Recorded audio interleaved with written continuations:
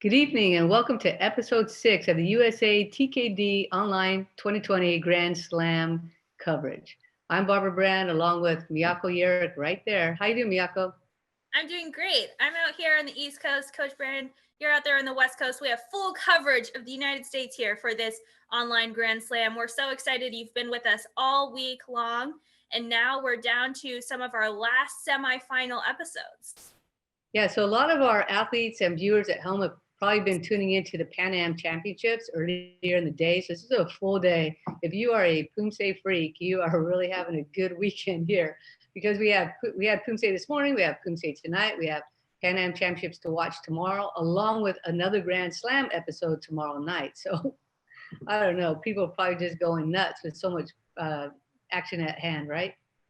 That's right. And, we just finished up the World Championships last week.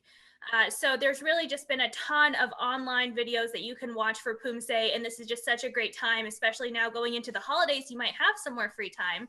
So you can really just sit down with your friends, your family, your coach, whoever it might be, watch all the action for Poomsae, and then make a plan for next year. Coach Brand mentioned in a previous episode that maybe instead of, New Year's resolutions, you make some New Year plans with your coach for your Poomsae program. For 2021, we have a great Pathways program for this coming year. Now is the perfect time to start thinking about it. Right. And you can make that a real fun experience. Get some hot chocolate, some marshmallows, sit down with your coach on Zoom or by phone and come up with a really great plan. But for right now, we're going to head to episode 6, right? Yep, let's go. Let's finish out those semis. Okay, let's go.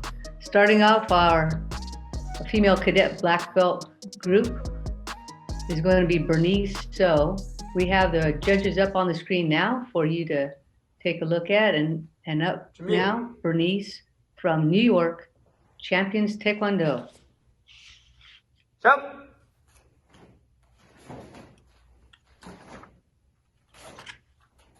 And for this semis round, these cadet black belts are going to be doing choreo followed by Chilja. I think this is a really nice combination of Poomsae for this group. It's really going to reveal a lot is what I meant to say, because it shows so many different aspects of the Poomsae across the board, right? Side kicks, front kicks, good timing, rhythm is really going to be evident in choreo. And then children, all those complex hand techniques that come about. Definitely. We'll be able to see kind of their approach to rhythm and tempo, and then the kicks will help separate out as we look for those top 8 athletes who will make it into the finals. And again, this is going to be a big cutoff because we have 31 athletes in this semis round. And she gets a 6.93 on her choreo. Yeah, this is a really big group for us to have to work through. 31 athletes, that's quite a few. Although we say it's big, and if nationals had happened, there's usually over 100 athletes in this division.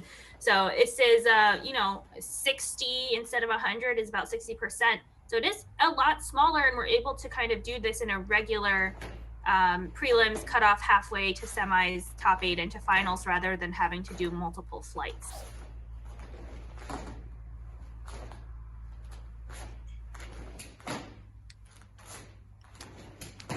Bernice, want to make sure that in that last bar, your hand, when you do that kick, the crescent kick, your hand doesn't fly out. You want to keep it in line towards the back when you do those kicks. Right, we shouldn't even really see that hand as it takes place. So that's common though for students. She gets a 6.8 because their body tends to, or their hand just tends to go with the motion of the kick or in the direction that the kick is going in. So you see some waving there. She gets a 6.867. Next, we have Anushka Chira from Connecticut. She's at World Champion Taekwondo Amity and is coached by Henry Kim and Gunsu Kim.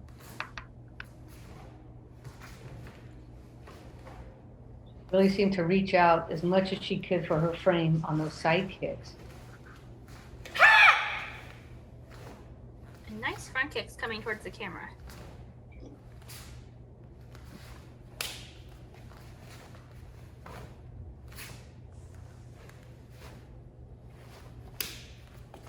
Really trying to push up. I know what that feels like. It feels like it's going to the moon when you reach up like that. Sometimes when we review the video, however, it's not quite what we thought it was. But she's really trying to push out. Yeah, it seemed like she had more control on the right leg. On the left leg at the top, she reached high and then it dropped a few inches. So you really want to try and control and stick the extension on the side kick, but also have them be fairly even on both sides height-wise. So she gets a 6.8 for the first form, which is the same score, I think. Was it as Bernice or did... I think that was Bernice's score on the second form. Oh, right.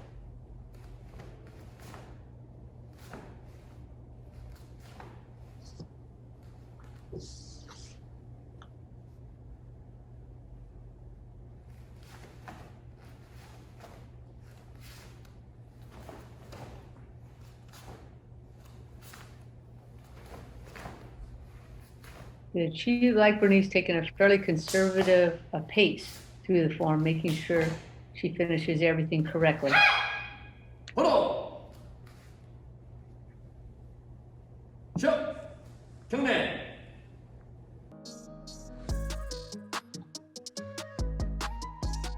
And nice score, 7.03. Yeah, that is a nice boost there, and that will give her an average just higher than Bernice with a 6.917. This is Aileen Jung from Illinois. She trains at iTiger Martial Arts with Boyoung Kim. So.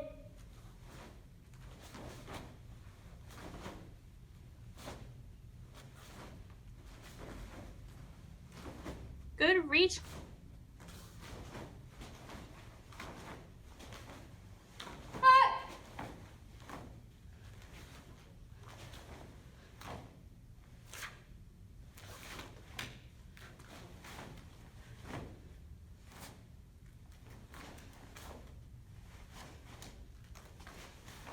Oh, yeah, she has really nice potential for flexibility in that side kick.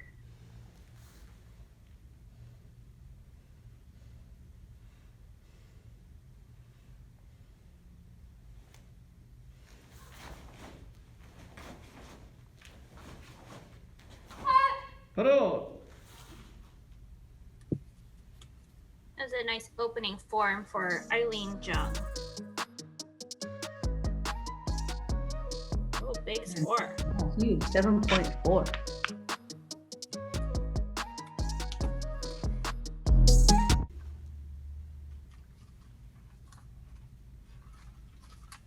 Still.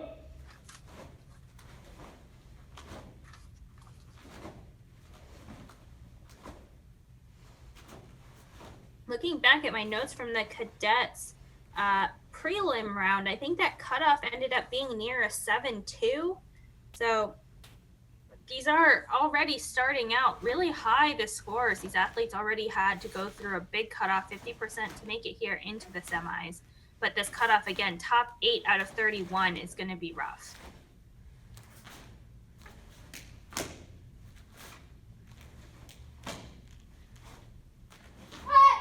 Hello.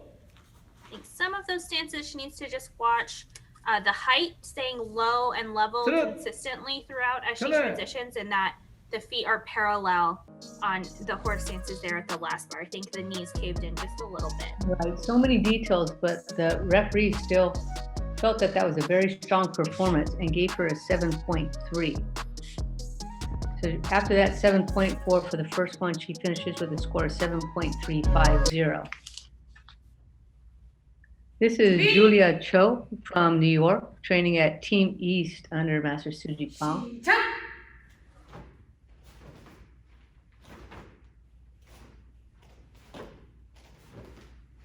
Really good reach on her side kicks.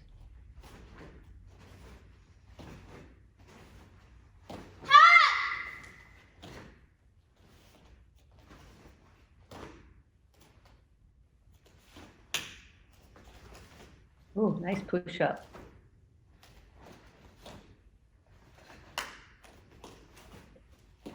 Again, the same thing. She can get some pretty good height. Sometimes the leg appears a little bit straight on the chamber, so maybe making sure that there's a nice clean bend before and after the extension.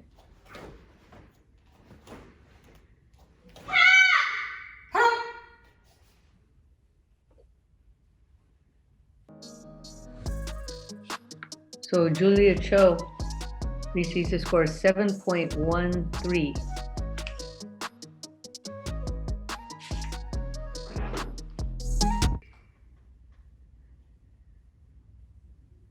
시작!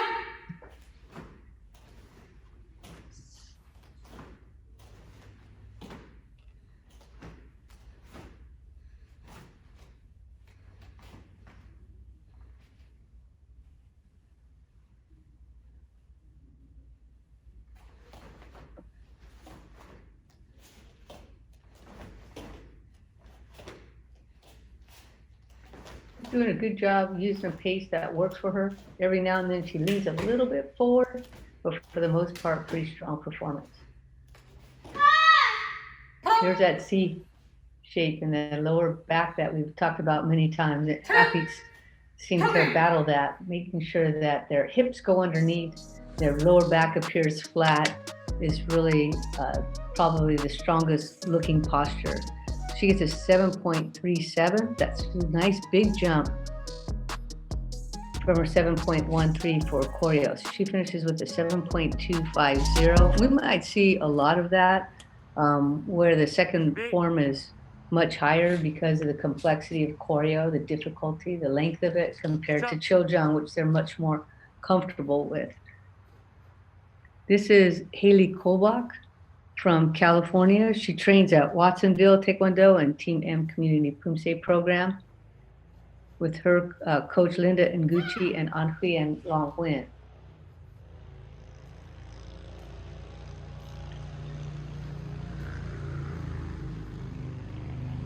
She has a really punchy side kick. I like it. Me waiting and then really hitting that ending, yeah.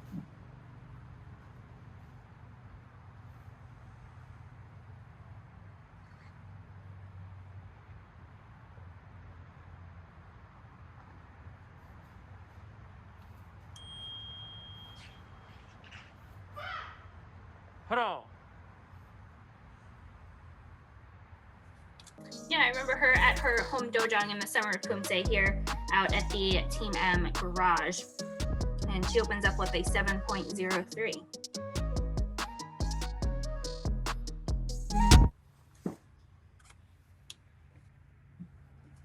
I was thinking for some of the, later athletes in the division, we might get higher scores for choreo because there are so many kicks, and so the potential for the presentation to boost up if you have really good, strong accuracy is there. And Chojang, there aren't as many kicks that you can see, so it can be harder to boost the presentation other than a really good flow on some of these dynamic areas, but no kicks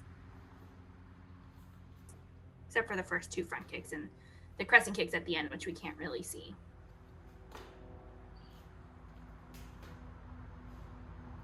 Right, nice timing off of that kick and to the elbow strike. A lot of students have a gap of time there, and she just went pop, pop, and that's the right timing for that little section.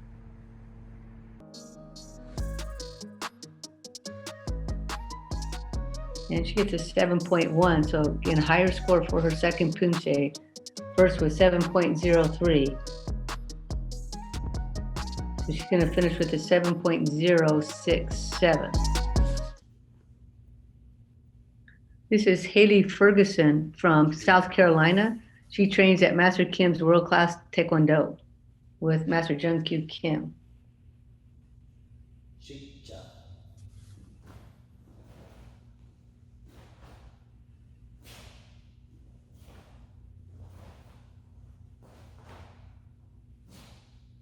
So not the highest side kicks, but really good control for that first bar, where sometimes we'll see athletes fall out a little bit. She had really nice control of herself in that first bar.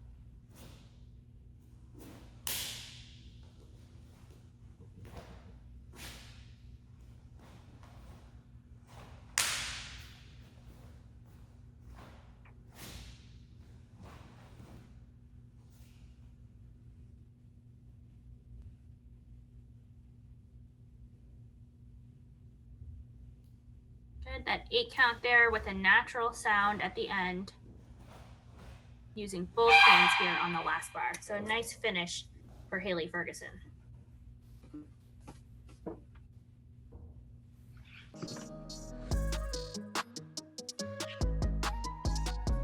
Well, Haley finishes with a 7.03, that first form, which is the same score that Haley before her received. So let's see how she does with Taeguk Cheoljang.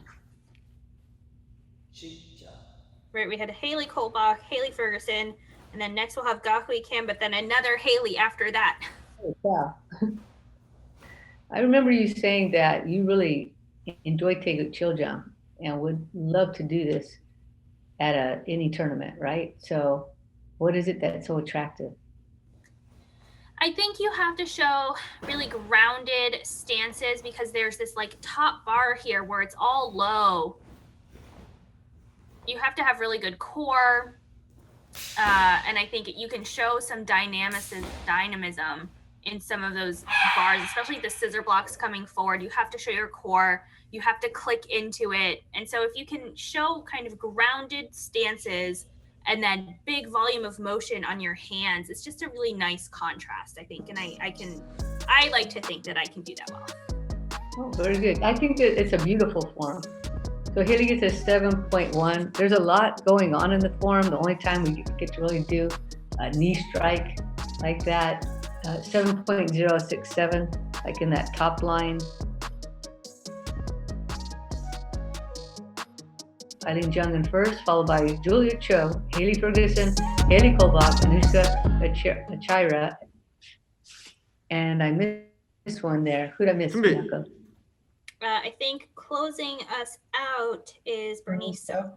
Oh, okay. Okay, this is Gahui Kim from Kim's K Taekwondo in Georgia.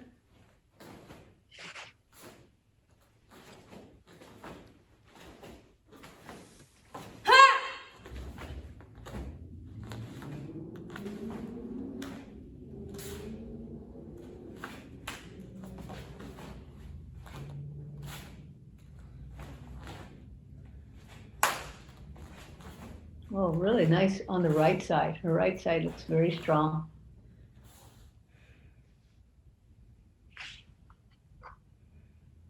Good and real patient with herself before she begins that last line.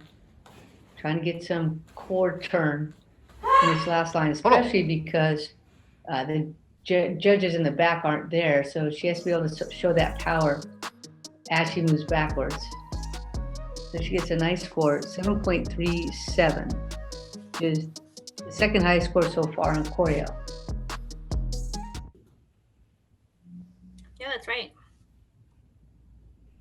시작.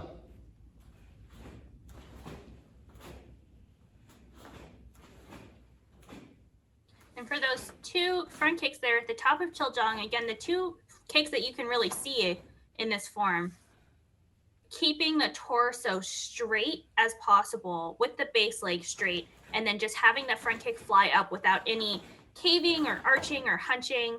And then again, here on the knee, same thing. You want that torso to be nice and tall, no hunching in the back or shoulders. Again, here on these crescent kicks, you want to keep the torso as straight as possible. Gahui doing a pretty good job of that throughout That's the a really form. good point, because as we kick, sometimes people hunker down a little bit or hunch your shoulders, or their head down. So that nice clean posture be really valuable going to the rear. Look at that, nice score, 7.53. So now apparently in the lead. She gets a 7.450.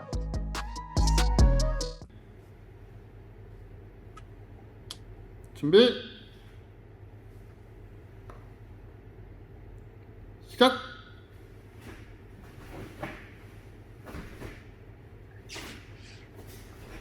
This is Haley Han from Connecticut, training at World Champion Taekwondo in Southbury under Master Gunsu Kim and Henry Kim.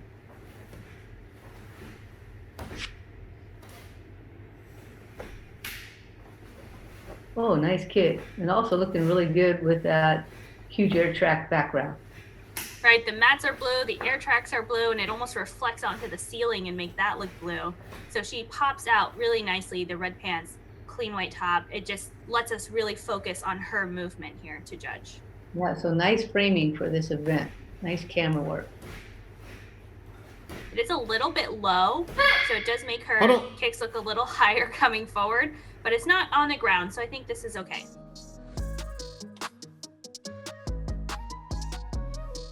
And she gets a 7.03. Same score as Haley Kolbach received and Haley Ferguson. 시작. Wait, how is that possible? All the Haleys get the same score? Yeah, both Haley Kolbach and Ferguson, both of their forms were exactly the same, and then Haley Ferguson nudged out on presentation.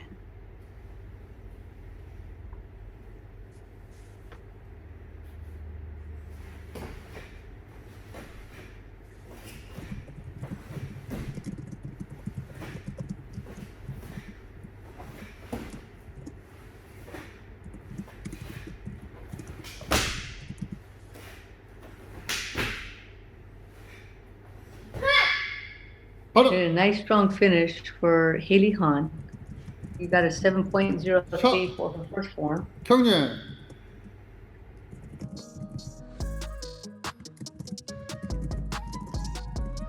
And gets a 7.4 on this one. That's a huge score for her. Yeah, big jump. Yeah. So she finishes up with a 7.217. I think puts her about in fourth right now. So this is Abby Chu from New York. She trains at Champions Taekwondo under Andrew Oh. 시작. Ooh. She's so small, but their legs just shoot right up. Yeah, she has a smaller stature, but those legs are just... Those legs are so long. Oh.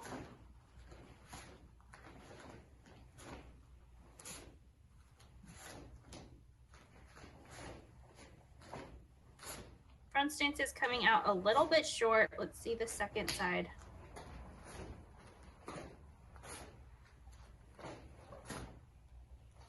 Yeah, I think when you look at her, she doesn't look that tall, but then you see when she starts moving, her legs are actually quite long.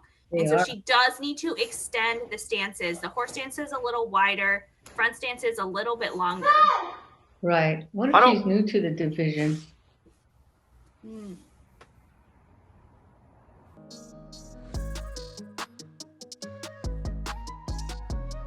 So she gets a 6.93.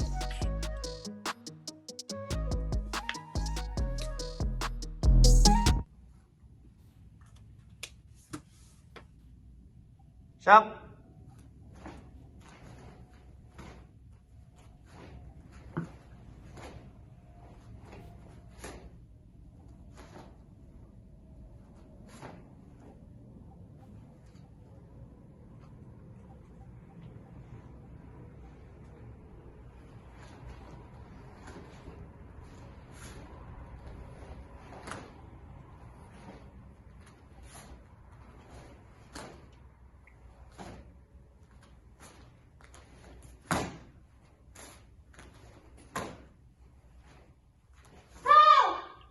So she really attacked the last half of the form. She had good speed and power through each of those techniques.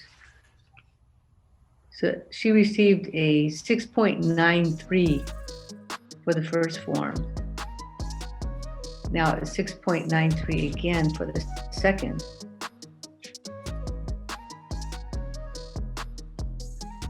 And her combined score is 6.933.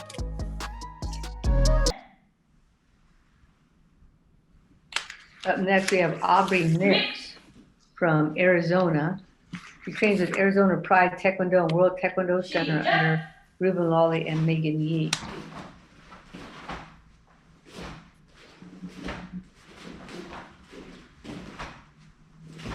You need to be careful on some of these moves as you try and create volume. The draws can dip below the belt, but especially on that first bar chop punch, as you pick up for the middle block, here again, that single knife hand block is dipping below her belt. So we'll see one more here. just Oh, right. scooping below. It should just come at the belt and then over above that. Right. She has a real attacking, assertive style. So she's trying to get a lot of power off with her hand technique, and then the legs have to be able to support her underneath. Make sure that bottom legs straighten out, for example, to give her that base that she can throw the power from. That would be a nice detail to maybe talk about with her coach. So she gets a 7.13.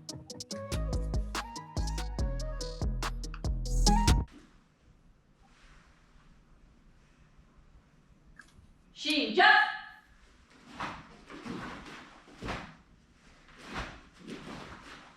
She drives her knee up really high on those first two front kicks, but then it doesn't quite extend out at the same height that the knee was there. So just maybe a little bit more extension training to get those last few inches on the height, because the knee is nice and tight.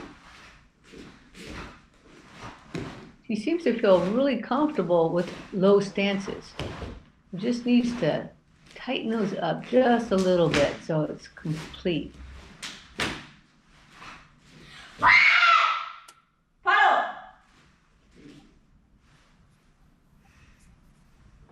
시작! 경례!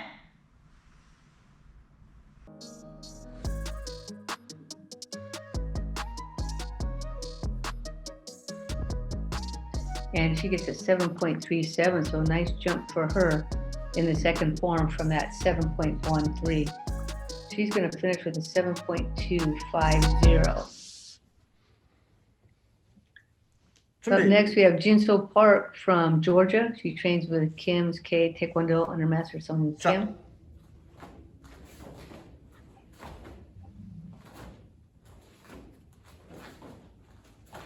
We gotta watch that first side kick of the double side kick.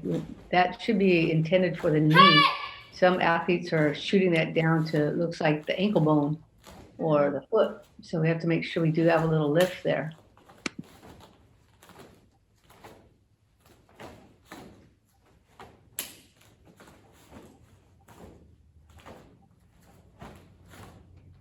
I think if she could soften up the draw on some of these techniques, it's almost an aggressive pullback on the draws. So smooth, softer, so that then you get a more aggressive on the actual finish of the technique. It's just a little too strong all the way through.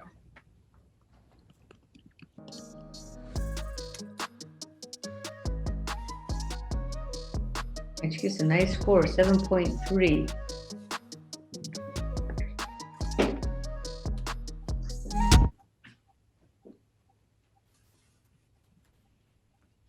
시작.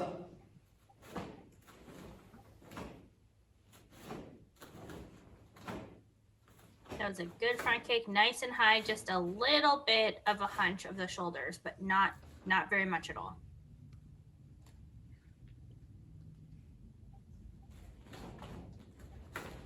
Good. Pretty good volume there on those blocks coming up front, those scissor blocks. Some athletes really shorten those up. It makes them look tight and a little bit uncomfortable and awkward. She was trying to make them as big as she could for her body.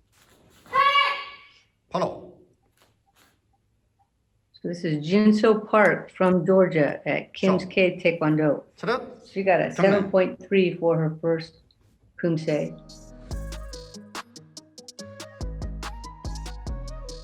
And it's much stronger form here, 7.43. So she finishes up with a 7.367.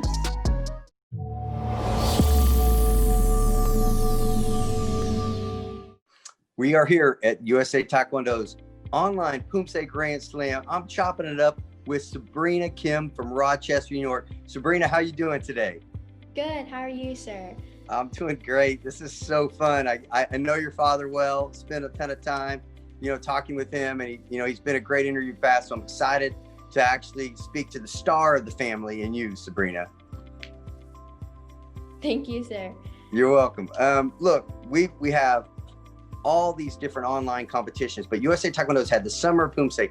Now we have Grand Slam Poomsae competition. So you've been able to do live competitions and these online style. What do you like the most about this online format, and what do you miss the most about the live format? Well, the online format, it's really fun, and you can, when you're doing pre-recorded competitions, you can record over and over to get a good run of your form. I definitely miss just the adrenaline rush of being in an in-person competition and just being with my team and everyone there.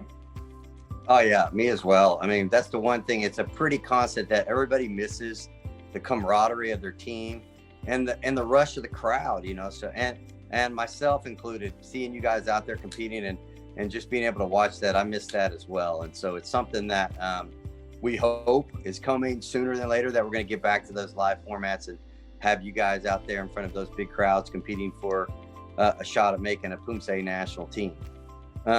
So we know you're high-level Poomsae. I know you're a big Taekwondoist. You know, you have a high-level coach. Your father's your coach. He's gone all over the world. He's the highest you can do.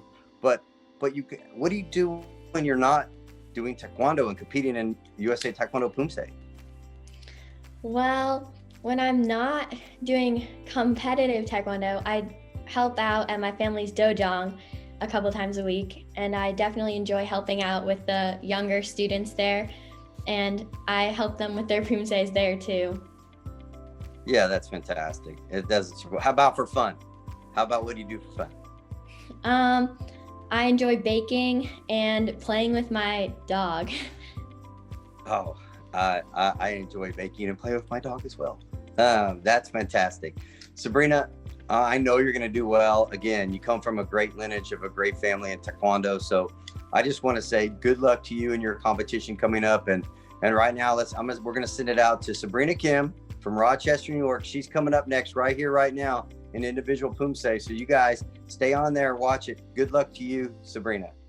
Thank you, sir. This is Sabrina Kim from New York. She trains at Master Kim's Taekwondo Institute under Master Suji Kong. Really pushing out for the extension and staying low on that transition. That was a nice transition.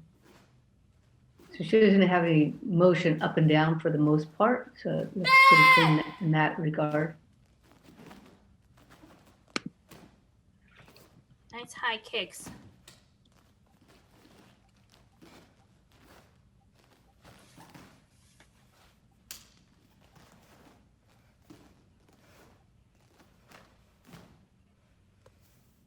So Sabrina works at her family's dojang. We see her dad there in the picture on the right. And they also got a puppy during quarantine. So she's probably having to, take a leadership role there as well, helping take care of the puppy as well as at the dojang. That's what we as parents always hope for, that the child actually take care of the puppy that they really wanted super bad. Right. They were going to help with. She gets a 7.53 to start off with. That's the biggest score we've seen so far, especially on the first form. Yeah, that's huge. 시작. Nice front kick. A little bit of a bend on the base leg, but she's really trying to stay low here in these stances. That gives a nice difference when she does stand up nice and tall here.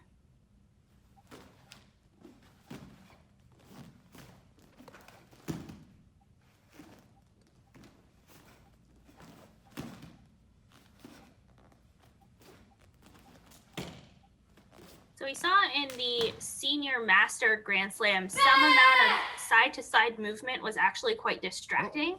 But we just had some movement here. The camera panned side to side to make sure that she fit in the screen, and it wasn't bad.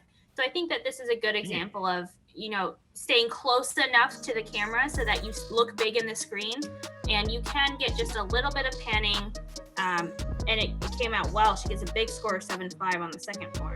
Yeah, I think the setting helps too, right? When there's not a lot of distraction or action in the background, and you just make a simple panning movement, then it doesn't seem to cause the eyes to go a little nuts. So here are the standings so far. We have Sabrina Kim in first, followed by Kahui Kim, Jinseo Park, Eileen Jung, Aubrey Nix, Julia Cho, Lily Han, and Haley Ferguson. We got 3 Haleys right in a row.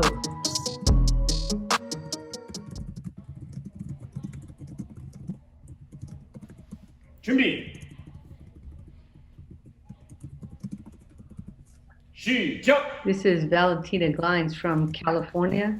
She trains at National Taekwondo Center in Rancho Palos Verdes under Master Kun Yi.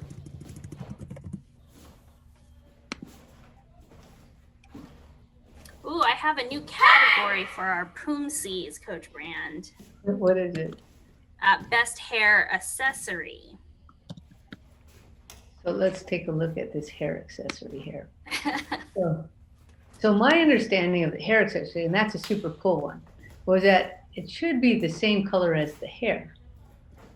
Right. So there have been so many rules on the hair. Like you couldn't even have bobby pins one year. I was like, how am I supposed to keep my hair in a bun without clips and bobby pins? But once you get to, you know, Pan Ams or Worlds, like we'll see last week and then coming up earlier today and this weekend on the Pan Ams, a lot of countries do ribbons in the color of their country's flag. So I don't know if they can take off points or not for it, but I think it's fun. So she gets a 7.3 for the first Poomsae. Some people might be really careful and conservative and just say, I'm just going to go with the standard. And others, we have seen quite a bit of that with teams, right? All the female team members wearing the same color ribbons and hoping it doesn't cause them any kind of presentation points. They're hoping for the presentation points, but in effect, it might actually cause them a little bit depending on the event. So right, I've done a black bow in a hairnet with my female team, inspired by the Korean team. I think my teammate got them for us.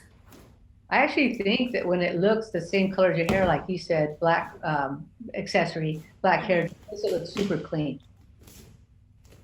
Yeah, but Valentina got a 7.3 on her first form, so I don't think, you know, it affected her. I think it's just for fun here. It's a nice way to kind of show some personality, and she has a very clean performance. Yeah, not in this event. I don't think it will have any impact in this event, but we have to be careful from event to event and make sure we check the rules. She gets a 7.13 for her Chojung and a combined score of 7.217.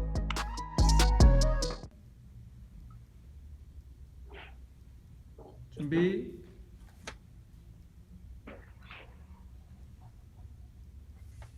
시작. This is Elizabeth Kim from Illinois. She trains at Tiger Martial Arts under Master Boyan Kim.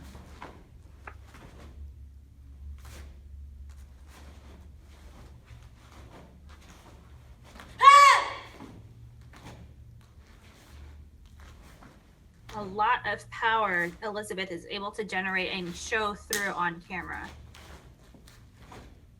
But as she's pushing for some of these kicks, they're extending and then falling. So she's not quite able to hold on to that height. I knew you were going to say that, but you know, our legs are so heavy with so many muscles in them. It's really hard sometimes to retract them back. They have a tendency to go out, drop a little bit, and then we retract them.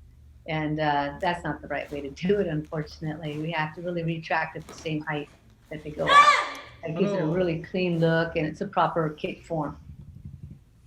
Right, and I train this a lot. I mean, it's a very difficult thing, but you really do want to stick and hold at the same height that it extends at, then retract. Elizabeth does a good job with power, though, and gets a 7.17.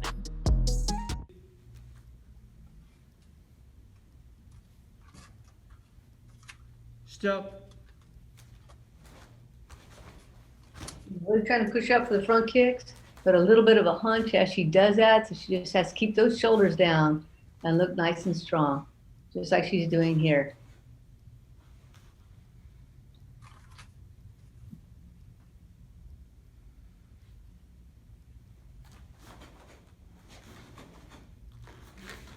Well, a little up and down motion on that transition, has to be flattened out a little bit. This one's a little better, able to stay level on that turn.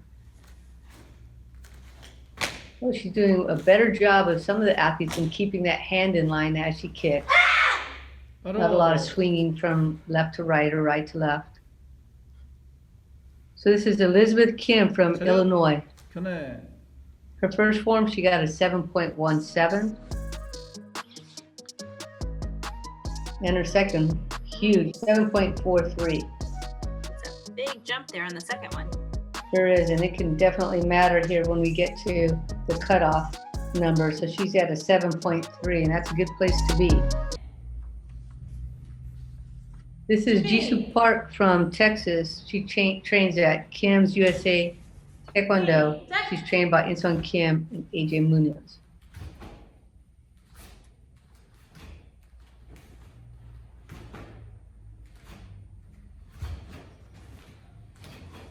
So Jisoo is in high school. I think she's a freshman. And she's a member of the school's drill team, and their name is the Silver Stars.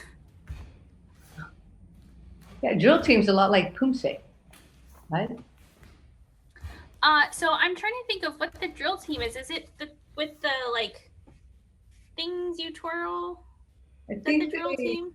I think they work together with the marching band, out front of the marching band, and work in coordination.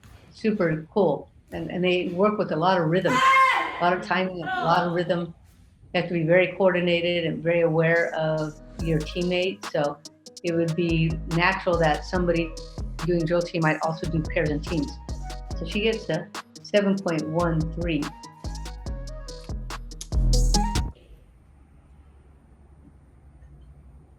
시작.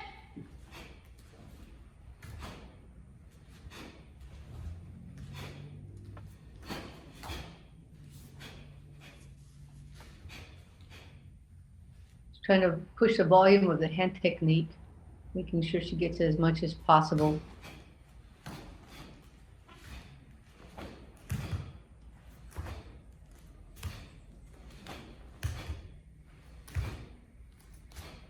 I think she could work with the tempo a little bit more on that top sidebar with the knee and the kind of coming across. It was a little bit slower, really trying to make sure she was clean, I think, but we lost some of the exciting tempo and kind of pushing it that we have seen from some other athletes. Let's see what the referees think. She had a 7.13 for the first, a little bit of a boost for the second here to 7.23. So she'll finish with a 7.183.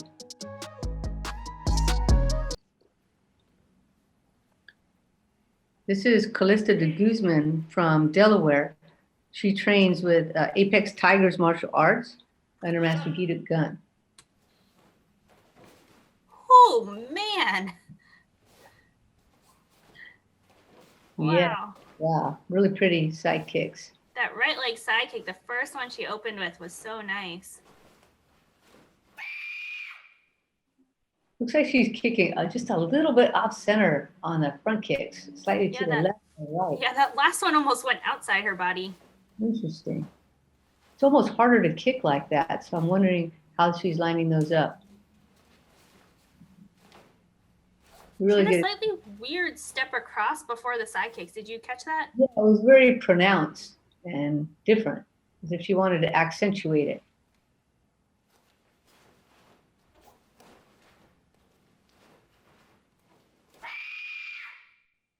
Well, that was a very interesting form. I feel like she had a couple of really nice things that popped out and definitely made me go, wow, the first side kick, and then that step across into, again, good side kicks. All technically correct, just done slightly differently, catches your eye and gets a good score. Yes, 7.37. So that's right up there with some of the best scores that we've gotten so far in the division. Our highest, of course, I think is 7.53.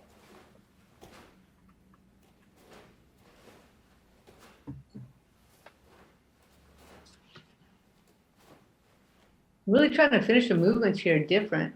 So there's almost a pause at the end, and then that kind of stops the connection.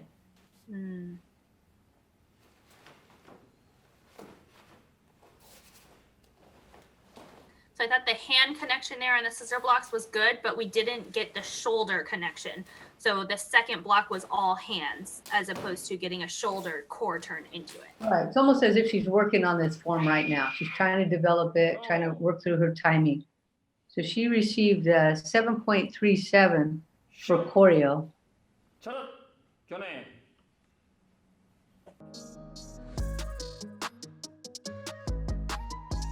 And now 7.1 5. Well, that is interesting. I wouldn't have expected that just because of the stops and starts. And she received a 7.433. I think the high accuracy on the second form helped that score go up. Yes, I think so too. So this is Kaylee Yoshida from California. She trains at Elite Taekwondo Center. And also going for a nice high kicking technique.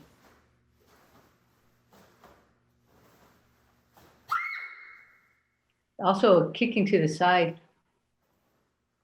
A little bit to the left, a little bit to the right. I don't know if they've thought about that the front kicks should be center line as Right. opposed to going straight in line with the shoulder, which would then put it offset on your body. So they do just have to come in just a few inches to get to the center. Right, so we're always told that the front kick has to go to the face, right? Meaning in line with your own face. Right. Not as high as your face, but in line with your face. Yeah.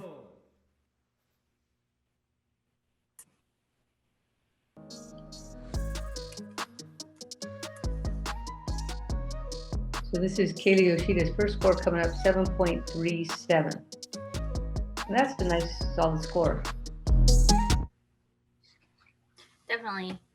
And Kaylee is a big K-pop fan. We have a lot of BTS stans in the Poomsae world.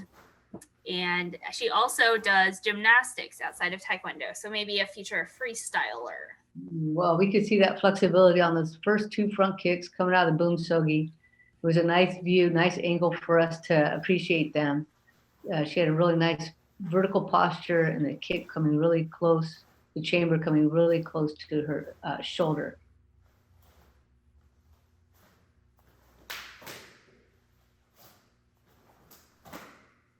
Yeah, her torso does a really good job of staying very steady and still while she's doing some of these complicated hand techniques and kicks. So I really like that. I think that's a highlight of how clean her upper torso is throughout. So she had a good start by getting 7.37, and then now even higher with a 7.47 for chill jump. So she'll finish with a 7.417. This is Yuna Kim from California. She trains at Dwangale, USA under Master Songjae Lee. And she too is opening them up with some pretty high side kicks. Legs are so long, she gets, looks like, a foot over her head or more with those front kicks.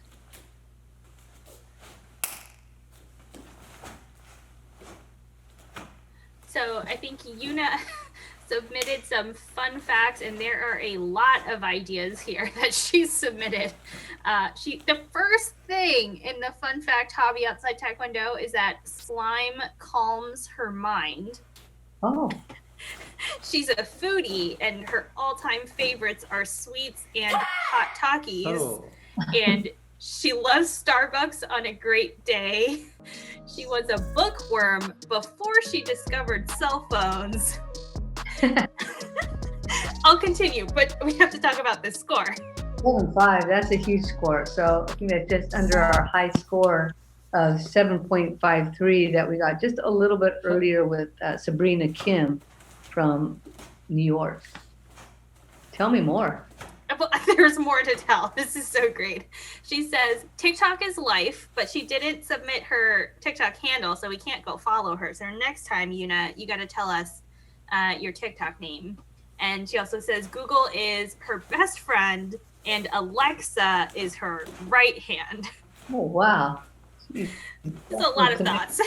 She's had tons of personality. Yeah. And some great Poomsae skills to boot. Hello. Yeah, she got that 7.5 for that first form. 시작. 차렷. 중매.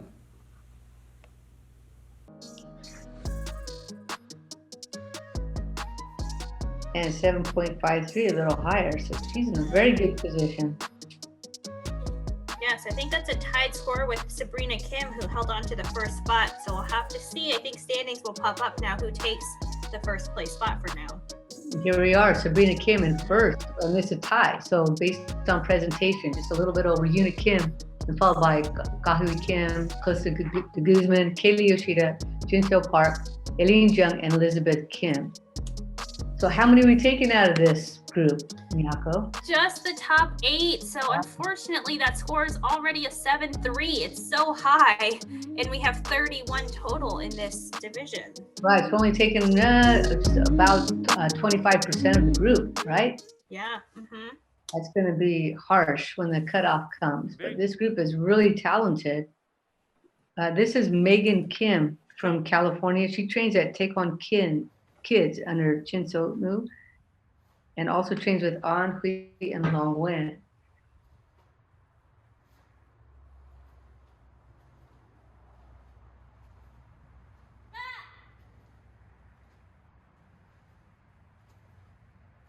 A really good set of front kicks coming through that center line. Nice foot position, leg position on the extended side kick.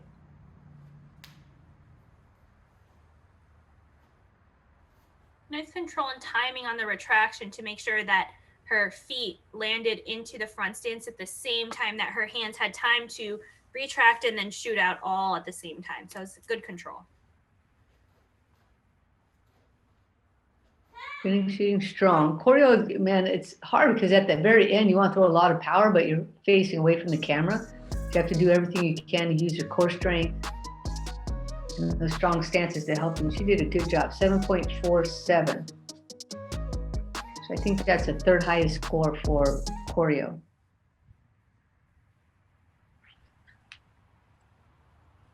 Yeah, I think so. And we are just going to see these scores probably go up, you know, like this is reverse order of the scores from the prelims, but completely different set of forms here and judges. So it really can change up round to round.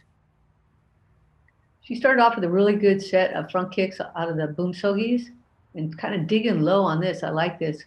Trying to be a little bit on the low side, a little bit of pop-up on the transition though.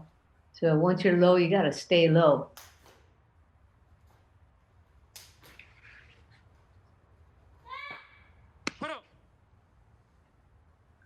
That's Megan Kim from California. She got a big score, 7.47 for choreo. And 7.4 for Taeguk Chojang. So she's going to finish up here with 7.433. And that's a tie with Kalista de Guzman. 준비. Okay, this is Sydney Moon from California. 시작. Training with her father, I believe, Andrew Moon. Setting gives a really nice background where there's no distraction.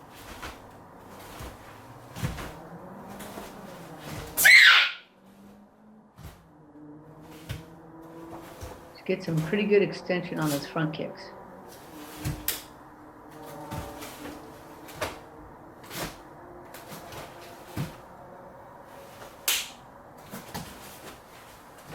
A quick return on the side kicks, not too much of a retraction, more of a swing downward. Right, the side kicks are so quick, you almost blink and miss it. So I think if she could just extend at the top, hold for just a little bit longer, it would help the presentation overall. So she has the flexibility. It is reaching up there. It's just not quite holding as long as it would be nice. So her first score coming in pretty strong, 7.37. We've had other athletes at that same score. For example, Kaylee Yoshida and Kalista de Guzman. 시작.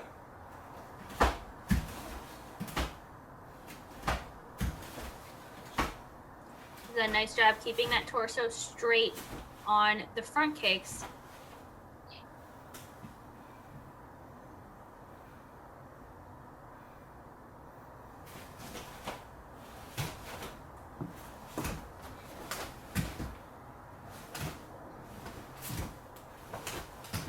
Yeah, she just needs to stay one level height as she's working through that line.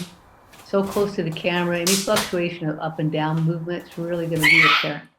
She has a good, strong finish though on that back line. That's Sydney Moon out of California. Got a really good score, 7.37 for choreo.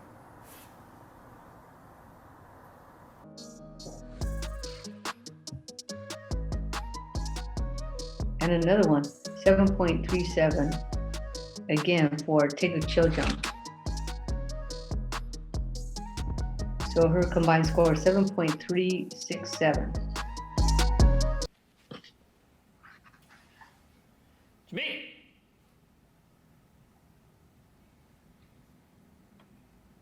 시작. This is Ella Ward from Virginia. She trains with Apex Tiger Martial Arts. Did you just go ooh? Ooh. And a nice right leg double side kick to open up. Right. Sometimes she looks a little off screen there, like I'm not sure off camera what might be there. A little bit to the right, a little bit to the left. And a lot of the athletes are not used to having a camera right in front of them. I don't know if you remember the first time you recorded yourself, but wasn't it just an odd feeling where you might have been self-conscious? I can definitely understand that. When I'm helping other people, they definitely are sort of weirded out by it. But since my coach is in a different state for me, I've been doing video recordings and sending them to him for years. So that aspect was actually fairly similar to me, which helped me feel more comfortable in my recordings. And I think it helps. Everybody should do video recording, watch your own videos. It can show you a lot of things you don't think you're doing, but are coming out. I think everybody's getting more and more used to it, but maybe for these recordings, it was a little bit of a learning curve, having something right in your view when you're looking straight ahead. 시작. And of course, there is some pressure here on this tournament because it is a 16.0. It's a major tournament, so the winner gets that major win, which helps them trying to become the national team member next year. And we can talk a little bit about the pathways to try and make the national team because it is a new system. So winning this, well, I guess not today because this is just the semis, but winning at this Grand Slam counts as a major, and that gets you a spot on the national team roster. If you win 3 major tournaments, or if you win 2 majors and you're ranked #1, then that counts as 3 major wins. That makes you a dominant athlete, and then you automatically get your spot on the national team. So trying to win a major is a really big deal to try and help you make that spot next year. Ella here doing a good job, getting a 7.4, slightly higher than her first score. Yeah, these scores are starting to inch up. 7.383 is Ella's finishing score. This is Shruti Venkataraman from NTA Taekwondo, coached by Tu Doolittle, in a nice home space here. This is really great. Thanks to the parents for clearing this out so she has plenty of room to practice and compete in. And she is very, very flexible. She's also a dancer, so I'm sure that really carries over between the 2 different sport art that she does. I think she could use a little bit more chamber before the kick as she's going just straight up.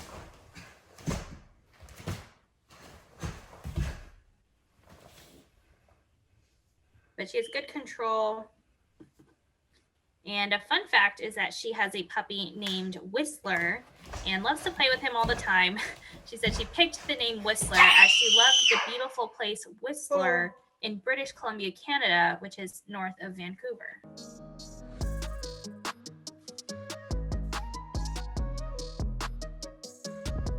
And she gets a 7.2 on that first form. And we saw a few athletes ago, after the first 18, the cutoff to the semis was already a 7.3. And since then, we had 3 scores all above that. So it's inching up already.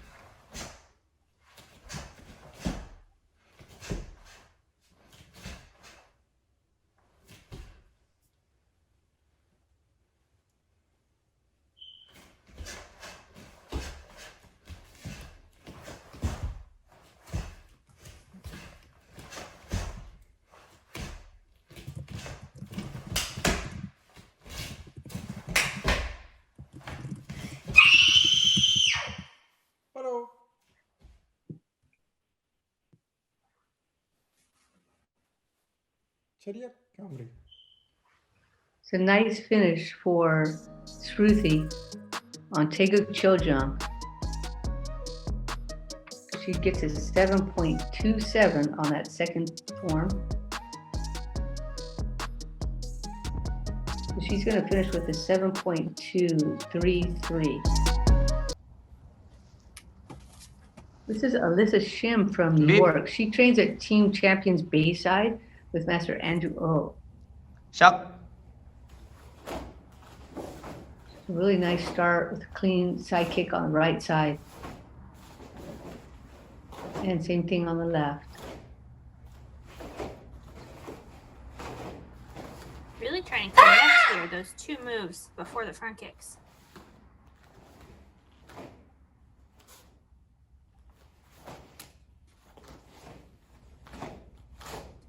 Same thing here when she does this single knife hand punch. Very fast. I think she could slow it down a little bit because we lose the finish on the first technique. We'll get to see the last bar, again, 2 hand techniques per stance. So we'll see that she's trying to push the connection, but if she can finish the first one, Right. a So little bit more.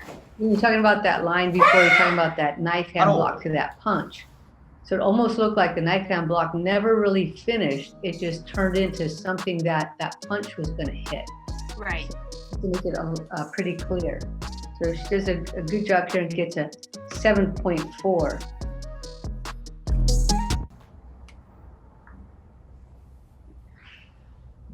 Shop.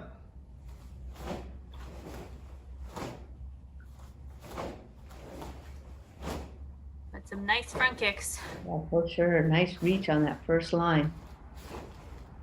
Poomsae could be just a little bit lower. Again, we saw the quick connection there in those 2 hand techniques. And again, right here with the scissor blocks, they're so fast. Yeah, definitely this line. Those front stands, she's so tall. She can definitely drop down a little bit lower to get a little bit more grounded. A little over rotated on that, actually. Instead of squaring up. Yeah, she got some good power, but then her body kind of followed that and ended up a little bit too much turn toward her open side. So she got a 7.4 for the first one and then 7.37.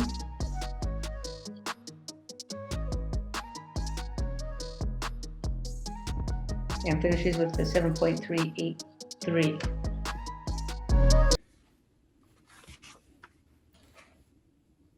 준비.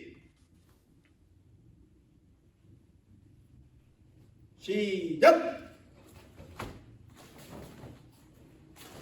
So this is Hana Mulchandani from Texas.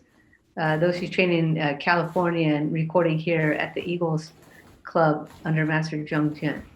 Really high kicking technique is her highlight. Yeah, she's quite tall. She's 14, so I think one of the taller athletes in the division. Doing a good job taking up the screen.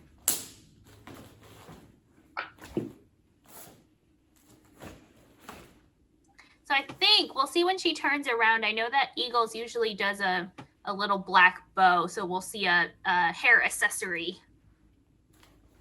There you I go. think she does have one, yeah. Yeah, but nice and, non-distracting. Exactly.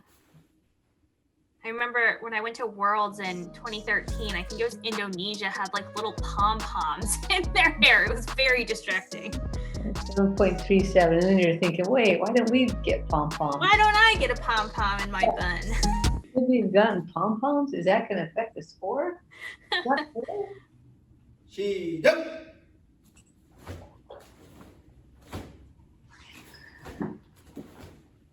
So Hana's doing a good job, but does need to boost up a little bit. We'll see the standings after she finishes here.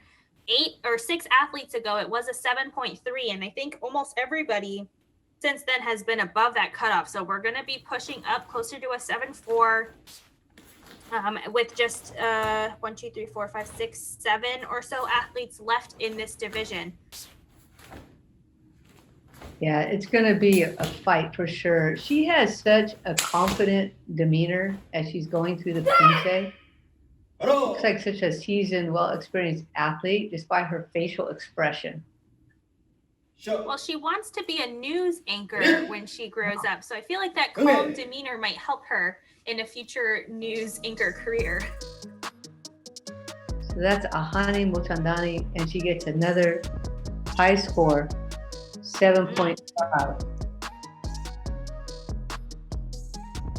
So she finishes with a 7.433. And here's the standing. So that cutoff, Miyako, that's a pretty high one. Yep, we're now up to a 7.383, but still, again, the top 7 ranked athletes out of the prelims have to go. But Sabrina Kim holding on to that number 1 spot, followed by, I think it was Yuna Kim with the same score, just slightly lower presentation. So that high score right now is a 7.517.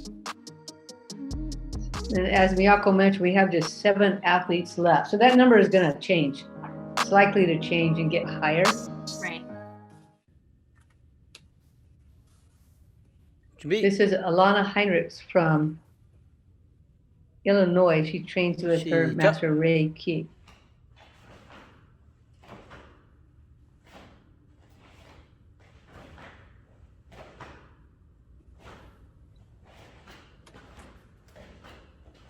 She typically demonstrates that she's doing right now really good balance.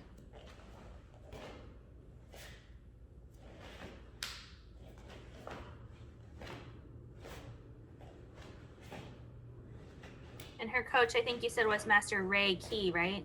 Mm-hmm.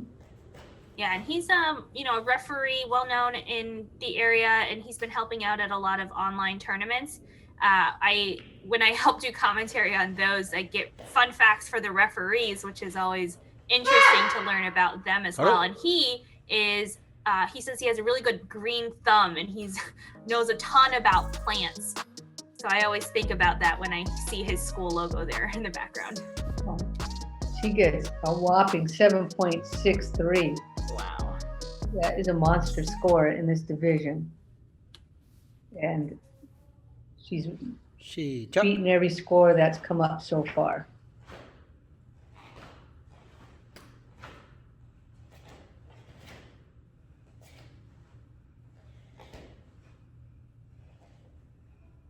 And I think I might have mentioned this in the prelims, but it's just such a cool fact. She's in 8th grade, so she's still in middle school, but she's taking high school junior math classes. That's so many years above her level, which is great. It's really, I think, important that our young ladies are encouraged to take, the STEM classes, the coding classes, the kind of more male-dominated areas. Really nice that she's able to push and take those high-level courses. Right, well, she looks really good, really grounded, nice balance, pretty clean here throughout. And I think, her highlight is where her center of gravity is.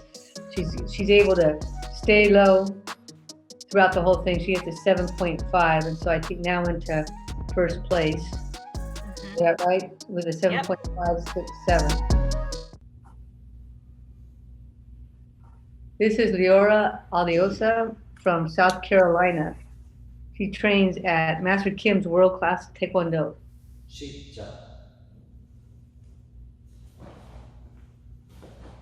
So she's also trying to get really low. Does a pretty good job. I want to check this front stance. Dips a little bit with the back knee on that. But in general, looking pretty good.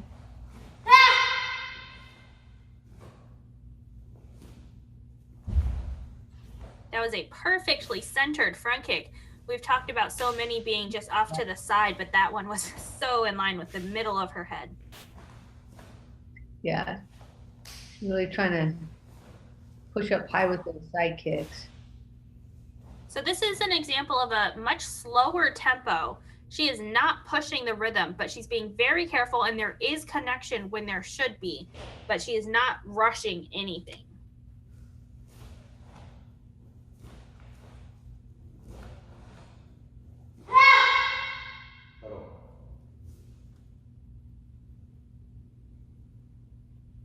Very good. I don't know how long it took her to get that performance because the athletes could have recorded that once, twice, or 100 times. She gets a big score of 7.53, but she looked like she was right in her game on that one. How many did you have to record, Miyako, before you felt comfortable? It really depended on the round for me. For prelims and semifinals, I really wanted a good take to try and make that cut because it's so important when you're taking, you know, top 50% or the top 8 from 30 like this group. So I did multiple takes, but for the finals, I was thinking I would just be so happy if I got there. I only did one take and I was pretty happy with it, and that was it. That's some real confidence doing it just one time and dropping the mic. Wow. Well, you know, if I was so happy to make it there. That's all that mattered to me, was making it there, and then I was happy with it. Well, that's a good feeling to have. A lot of times we second guess ourselves and we, you know, coulda, shoulda, woulda. So it's nice when you just feel like you got it. Yeah. So that's Leora Aliosa from South Carolina. She got a big score for the first one, 7.53.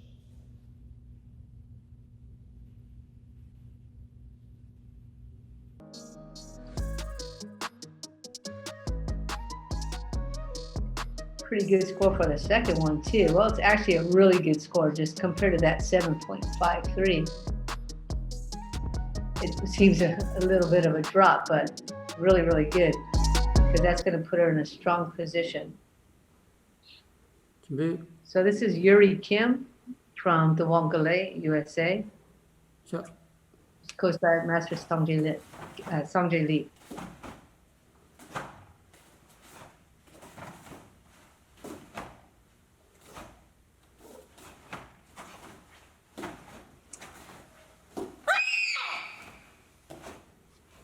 Yuri also likes drawing animations. That seems to be a new hobby for a lot of our athletes. Yeah, I think a lot of our athletes are really good at math, science, music. It seems to be those trends there. And then they can apply that to those other fields that they're interested in. Like, what was that? Rubik's Cube? Oh, cube. Cubing. A lot of music, folks, some robotics. So it all seems to go hand in hand with our very, can I say, A-type personality minds in Poomsae. Yep, Yuri also is a musician. She plays the violin and gets a big score here of 7.67. Yeah, that's real big. So it kind of overtakes the last big score that we had, which was a 7.63 from Alana Heinrichs. So now we're getting some nice, easy front kicks where the foot just flies up, but the torso stays nice and steady.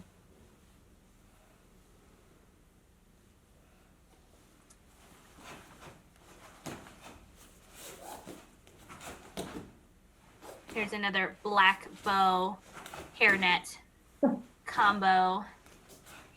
It's very subtle, but I think it's just, you know, it's very clean. Shows you put in some effort into your presentation. 바로. Yeah, that's something we need to do is be concerned about the hair because when you have long hair, it's pretty much a, well, it's not pretty much, it is a requirement that it is a non-distraction. So most athletes put it up in either a bun or something like that. She gets a big 7.7. So now she'll boost into first place with that combined score of 7.683.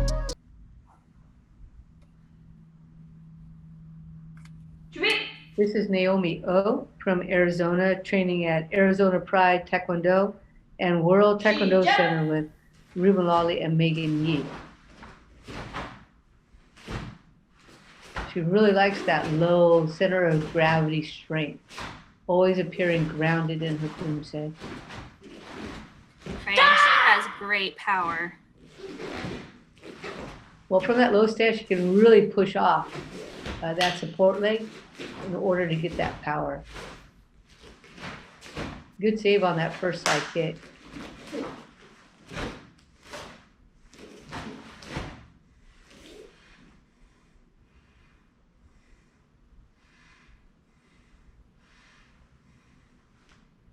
Here we have another musician. Naomi plays both the piano and the guitar, and she says that she's in the AP Bio Club. Oh, they made a club for that. That's great. Yeah. They're eating their lunch and they're in there talking about marine animals or how something works or how something functions. 7.67. Tied for the high score there. 시작. Yes, it's going to be getting tight for sure. And I think that cutoff is going to be pushed up here, probably closer to a 7.5, maybe even higher. Right. What if one day it got up to 8? The cutoff is 8. Man, They're slowly inching up. they are, yeah, year after year. I remember a few years ago, the first time I got a 7, I was happy. You know, it was like over the moon. I was so happy. And now it's like, you know, the top athletes are getting 8s. 바로. It's all that hard work that goes into getting the accuracy up and then always pushing, trying to work on the presentation. So Naomi got a 7.67, which tied her up for the moment with Yuri Kim. And now she gets a 7.6. Yuri had a 7.7. So Naomi's gonna end up just under that, 7.633. This is Lana Morleda from California. She trains with Dwangale, USA, Sure. with Master Songjae Lee and Rosalind Lee. Ooh. Really nice and no effort, especially on that left side. Yeah, you can tell how effortless it feels, but there's still that click, the power at the top of the extension, which is beautiful.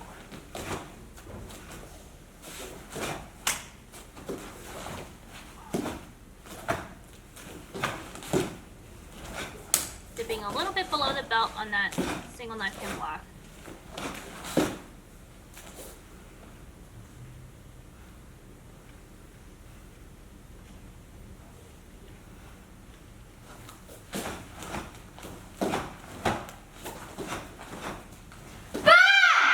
바로 And a really nice, clean, strong finish for Lana.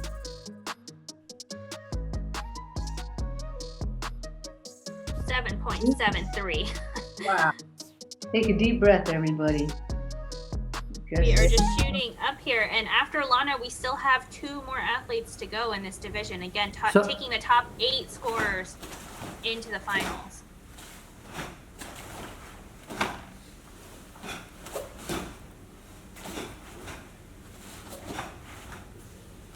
It was a good example of connection, but not too fast, where we clearly saw the stop at the push block before going into the back. Really good volume on those scissor blocks, as you call them, Miyako, because she used her shoulder with that, just didn't flop around her arms.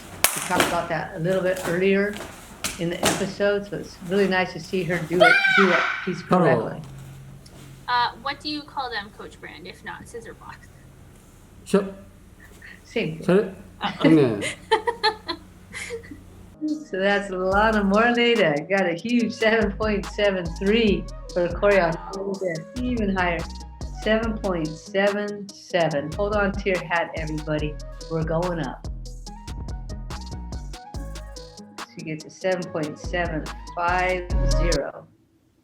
So now we have just 2 more athletes left. The first, Michaela Zhang from Eagles Taekwondo under Master Jung Jin.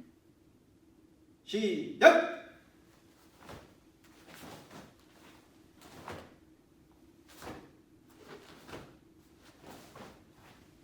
She's got really nice intent on her movement. It's really clear what she's aiming to do.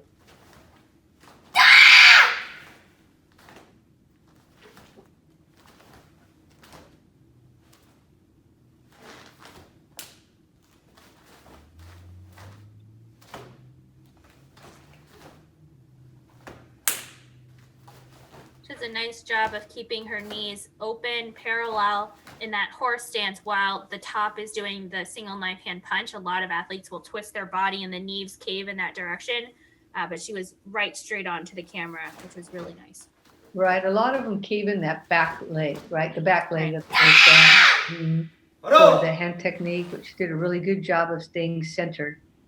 That's Michaela Jong from Eagles Taekwondo. Do you think she's going to beat that last score? Oh, she does. Wow. 7.77 for Michaela Jong's choreo.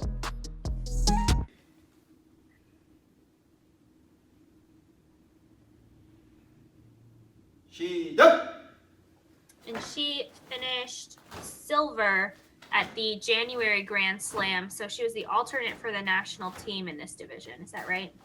Right. Our national team member is up next.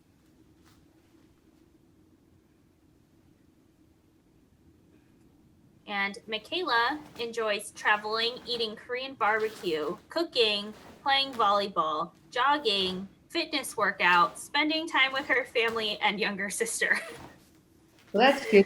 All of that running and fitness workout, that's going to help complement her Taekwondo development. Sometimes if all we do is Poomsae, we need to really take a step back and think, what else can we do to build up our strength? And start some strength training, start some base stamina work by running or doing some other cardiovascular exercise, so that we always have something in the tank as we push ourselves through our Poomsae workouts. Right. Score 7.73. So this is a tie, 7.750 for our last two athletes, Lana Moraleda. So you see Michaela Zhang though on top because of her presentation score, followed by Lana Moraleda, Yuri Kim, Naomi Oh, Alana Heinrich, Sabrina Kim, Yuna Kim, and Lior Aliosa. So those are our top 8 so far. So we have such a high cutoff. Yeah, right now it's already a 7.5. Right, so we have one athlete to go. That's Juliana Candelaria.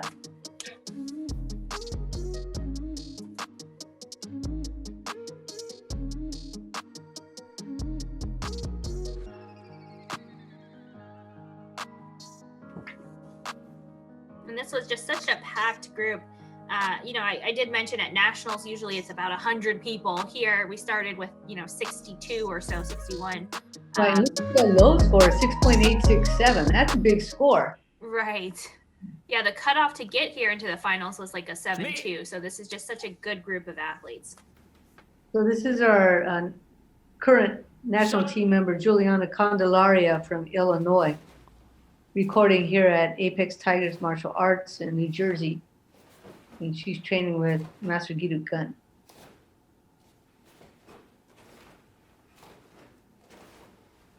She also won gold at the 2020 US Open earlier this year. I don't remember her being in this setting for the summer of Poomsae. I could have sworn she did it out of her living room. Yeah, I think we have seen a lot of people actually travel to be with their coaches for this Grand Slam. I think realizing, how important that major tournament win could be for our top level athletes as they try and make the team next year. Yeah, the 16.0 tournament worth 160 points to the winner of the final round. And that winner getting a spot on the national team roster.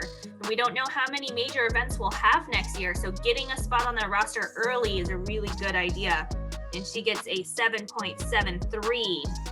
So this is so tight with the last 3 athletes here.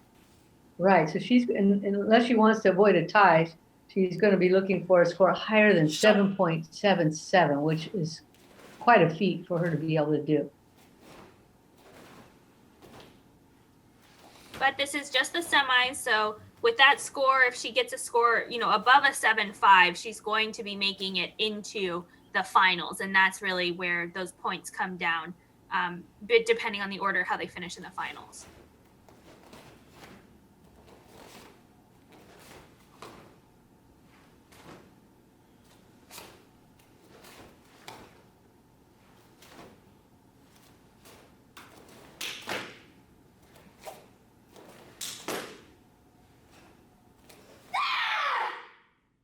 Well, it was a pretty solid performance. So let's see what happens when the score rolls in. Again, she's looking for a score higher than 7.77 to 교내 be the top competitor in this round. Oh, Oh man. yeah, Jeez. that's nuts. The three-way tie for first place here in the semis. Let's take a look at the standings, though. Take a look at that presentation score. So Juliana Condola Wow. with that top spot with that 7.75, followed by two others with the exact same score, Michaela Zhang and Lana Moraleda. Wow. Our final cutoff being 7.517. Yuna Kim getting that last spot. All these athletes so good in this division. Yeah, it really was. It's crazy how I think it was yesterday's division in the cadet and junior males. We had ties for first place as well. I think, that just goes to show that we have such high talent. So many of these athletes are so good that the top is just as competitive as kind of the whole division. It's not like there's only one standout. And I think that'll probably be the case as we go through the pathways. We may not have a dominant athlete. We may have a bunch of different people who have each won a major. Well, if that's the case, we'll have to have a team trial. If a dominant athlete emerges, then they'll get the spot just automatically. But if not, we'll have that team trial. And that team trial is going to be crazy in this division if that happens. You got to be really good just to get to that semifinal. That hasn't always been the case, but it is here in this event. Here's our referees for the next division. 준비. This is the cadet female red belt division. And these athletes are going to be doing Taegeuk 5 and Taegeuk 4.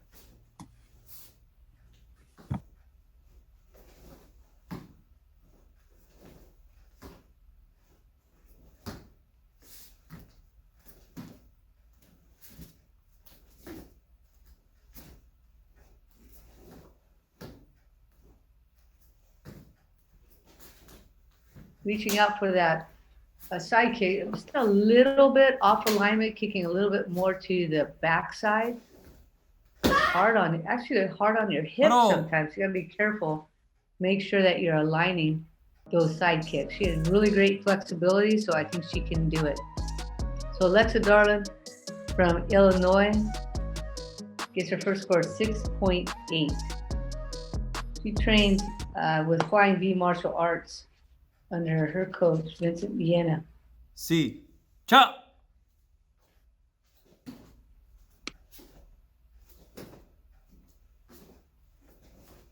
She's got great front stance length and back stance measurement correct.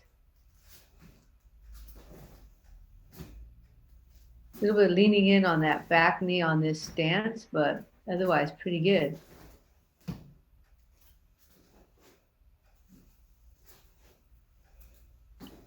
And finishing strong with the last 4 steps. Most athletes just really kill those last 4 steps. They like to really drive in the power.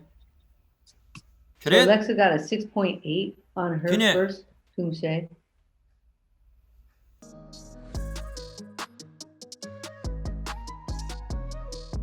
And a huge 7.07 for the second.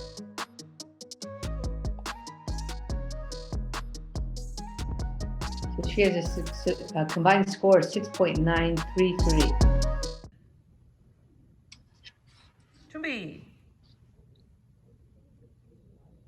This is Alexandra Punmayor from Florida. She trains with American Tigers Martial Arts under her coach, Kathy Dell, current national team member on the 2020 World Championship team.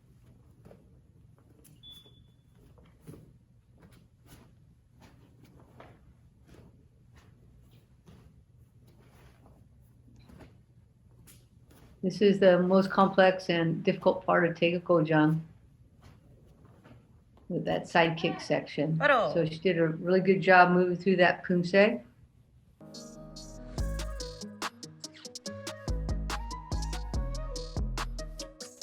And she gets a 5.97. So she has the right idea in most of the techniques. She just needs to fully realize them. 시작. So again, each of the athletes are going to do Tego 5 and Tego 4. We'll be looking for the top 8 athletes to move on to the final round.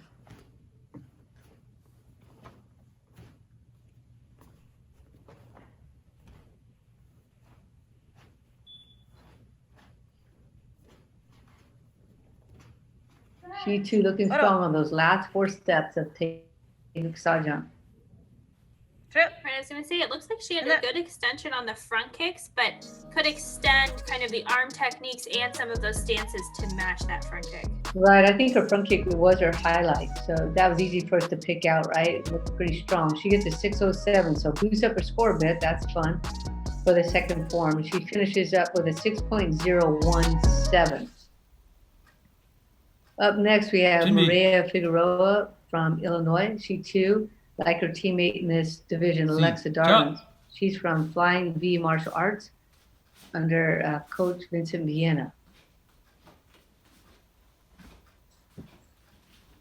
Nice front kicks, really flying up there.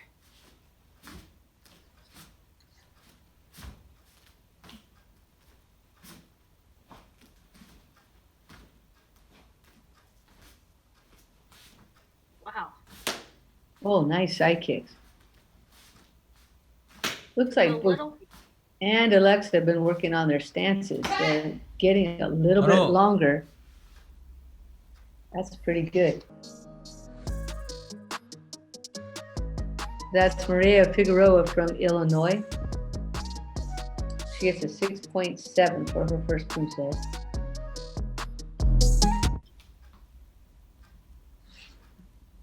시작.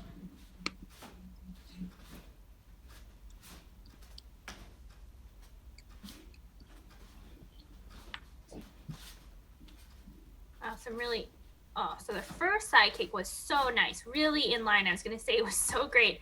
And then the second one, she piked just a little bit. But now again, here we get those beautiful front kicks. So it just needs to be kind of consistent, making sure that things on both sides are equal, well extended, in alignment.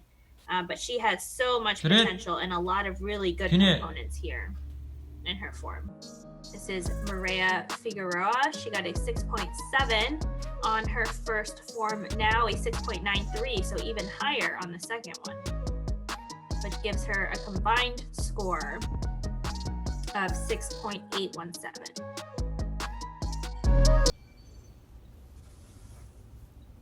준비. 시작.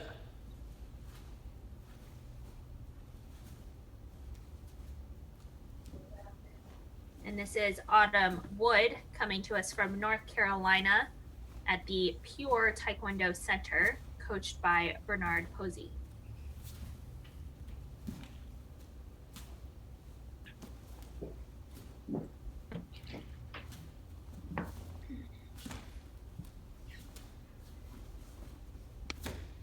So she definitely knows all the moves and is going through this at a pretty good tempo, but needs to just work on kind of the consistency and accuracy. So staying a little bit lower, especially on that last move, making sure that we take out any of those pre-steps that might kind of pop up or dual motions as you're rotating, but gets a 6.13 for her first form. 시작.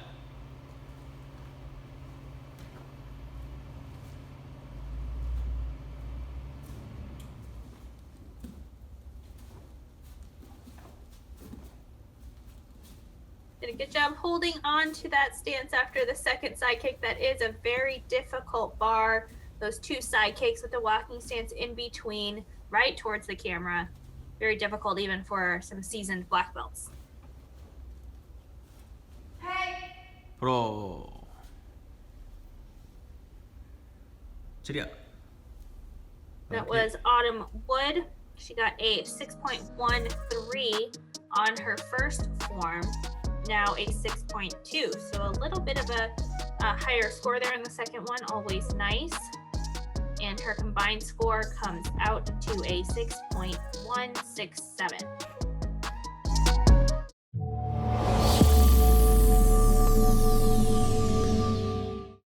Hey, Hello. welcome back, USA Taekwondo family. This is Sherman Nelson, your Minister of Information.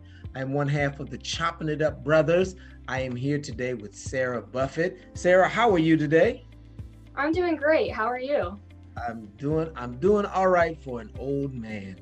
Listen, Sarah, we want to take some time out today to kind of share you with the membership so our USA Taekwondo family can get to know a little something about you as you get ready for this Grand Slam Poomsae competition. So give us a little bit of background on you. Where are you from?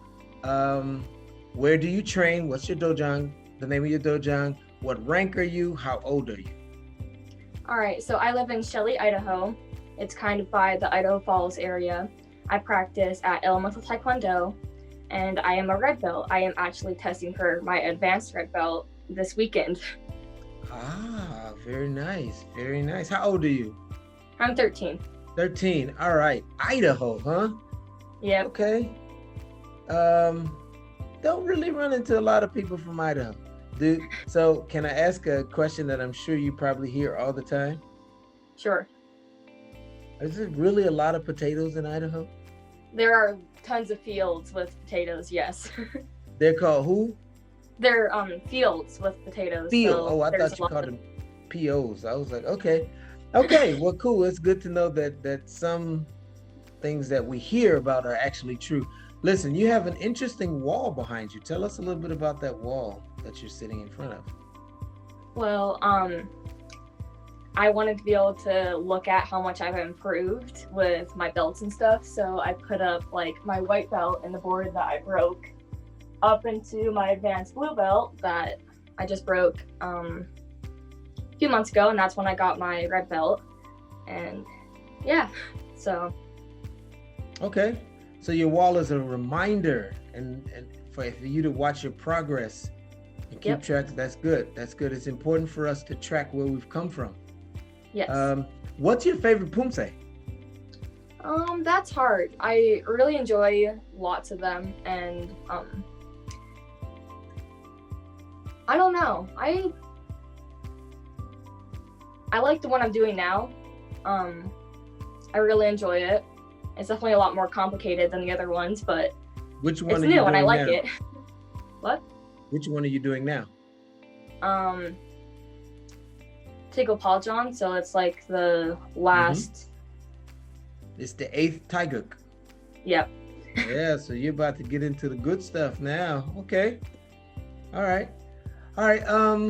So give me one benefit to your life outside of Taekwondo that Taekwondo provides for you. What's one thing that your training in Taekwondo does for the rest of your life? It has helped me be able to actually like have a conversation. So I don't know if that's something that like Taekwondo helps with a lot of people, but for me, it has definitely helped me get out of my comfort zone. I probably wouldn't be here talking to you if it weren't for Taekwondo, just because I was really shy when it first started, and I still am, and it just helped me improve as a person, definitely. Nice. Well, nice. Well, I'm glad you're here, and you're doing an excellent interview so far. So thank you. Listen, so I have my what if. This is my fancy question, my fantasy questions. If you could be any animal, real or imaginary, what animal would it be and why? That's a hard question. I'd probably be a dragon because they're cool and they could fly. Okay, like a Game of Thrones dragon? Any dragon. Okay, some dragons are kind of like How to Train Your Dragon is kind of small and cute. But then the Game of Thrones dragon is kind of big. We'd have to feed you some goats and some other stuff. Okay. All right. Well, listen, it is really nice to meet you. It really was. Thank you again for taking time out of your day. What's one thing that you want to leave with anybody who watches this video? What's one thing you want them to know? That even though sometimes you feel like quitting, keep going, it's worth it. Oh, I like that. Somebody else said something similar to that. I'm glad we have a generation of young people that have the stick-to-itiveness, that don't give up just because stuff gets hard.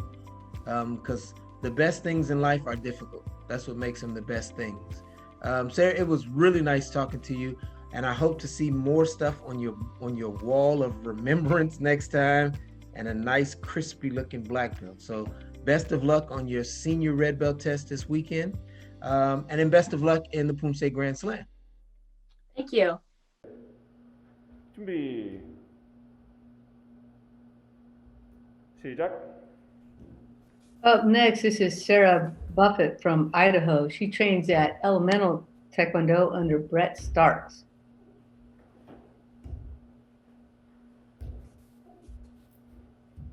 She says she absolutely loves drawing, and here's another one who she likes making little animations to post on the internet, and says that she loves writing or creating stories in her head. That's great. She has a real deliberate style. Like she knows she's really shooting for this middle block, so she puts a lot of emphasis into it, and then trying to push forward to the next step. So she has a very clear idea of what she wants to do. Now she just needs to soften it up just a little bit. Gets a 4.87 and really target those hand techniques. This is a really cool hobby. I don't think I've heard anyone else do, Coach Brand, is that she does clogging. Oh, that's great. I thought you'd like that one. That just made my whole day. I'd like to see a video of that. Hopefully we'll get an interview where she can demonstrate that.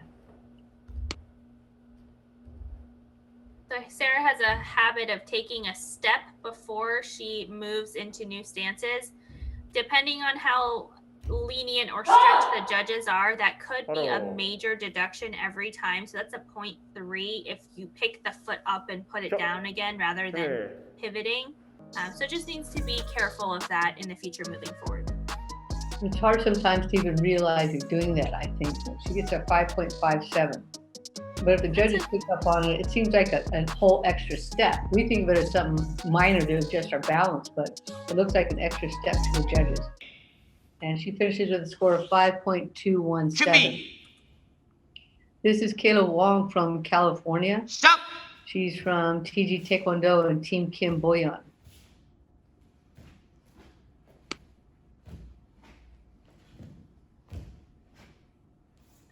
She is generating a lot of power from her hips, which we don't usually see at this kind of young age, especially in the color belt divisions. You see her there generating from the hips, but it is a little distracting. So I think she needs to just keep working through it, figure out where to start the power, but it's a good idea.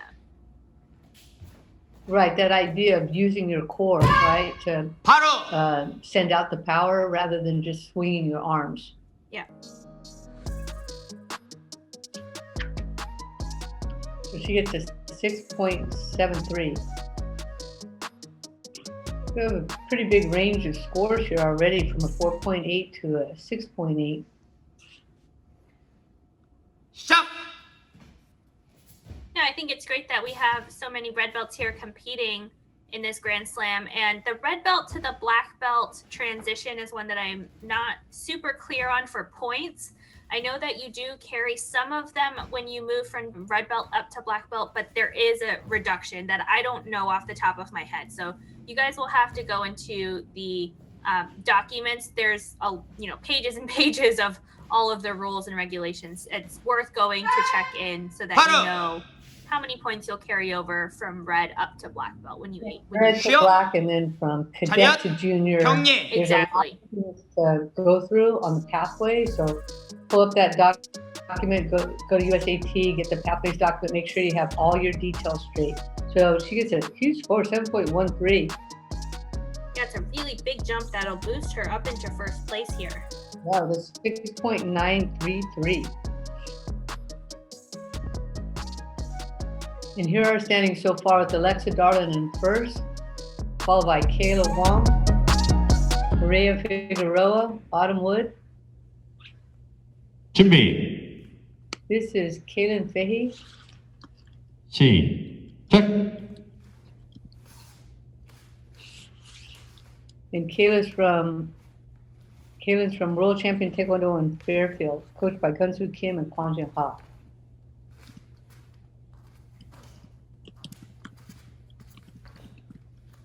She is being very deliberate and accurate on her hand techniques. Coming forward, there was a clear difference between the philtrum height versus the shoulder height.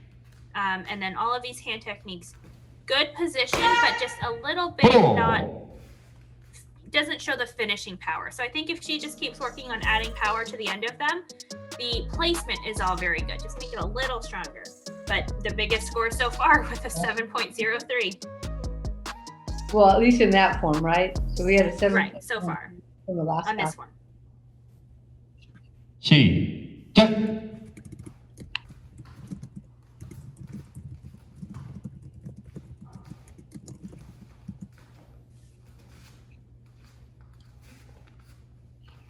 Pretty good reach on those side kicks. Yeah, she looks like she knows what she wants to do. Really push up on the front kicks. Got to keep the support leg straight, however. Otherwise, it'll look like a little bouncing kind of movement.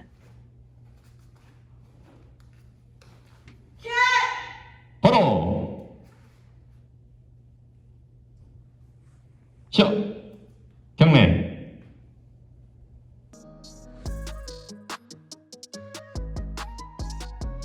So she's starting off with a pretty good score, 6.93. So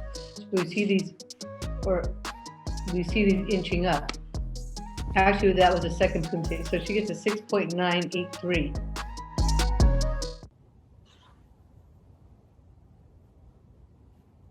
This is Anna Banerjee from Sacramento, California. She trains here at Sacramento Taekwondo Club.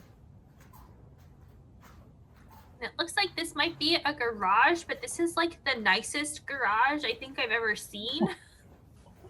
Yeah, really nice, not too distracting, right? So we know we're in a somewhat indoor-outdoor space here, but trying to make sure we eliminate all the distractions.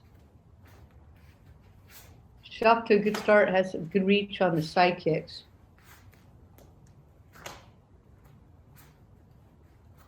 Because she is so tall, she could stand to make bigger volume with her hand techniques. They're just a little bit tight for how tall she is. Right, there's definitely a little bit of space there that she can use. A little bit more extension. So 6.90, a little bit more preset, a little bit more extension. Mm-hmm.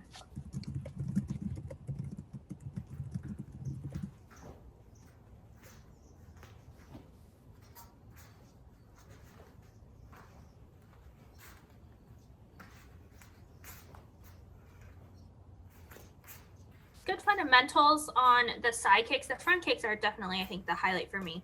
The side kicks, it was all there. There was the twist, the chamber, the extension, the rechamber, but it was a little bit broken down like that into each of those steps rather than being smooth out into the extension.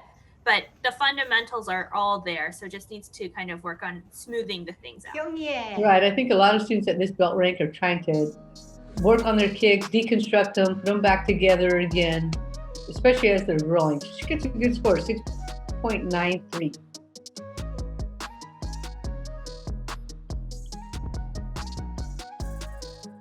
She's gonna finish up with a 6.917. This is Jaslene Gitta from California, also from Sacramento here and training at Sacramento Taekwondo Club.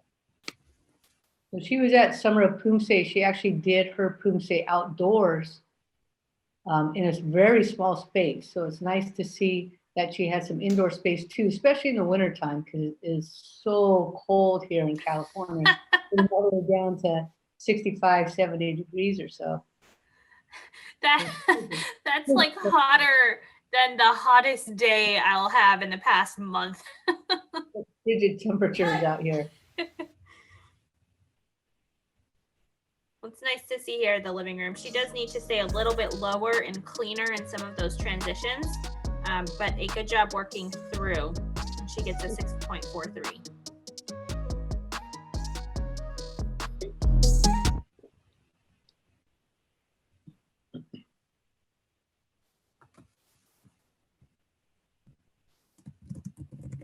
So she has been working on the front stance, trying to get it a little bit more strength into the back leg.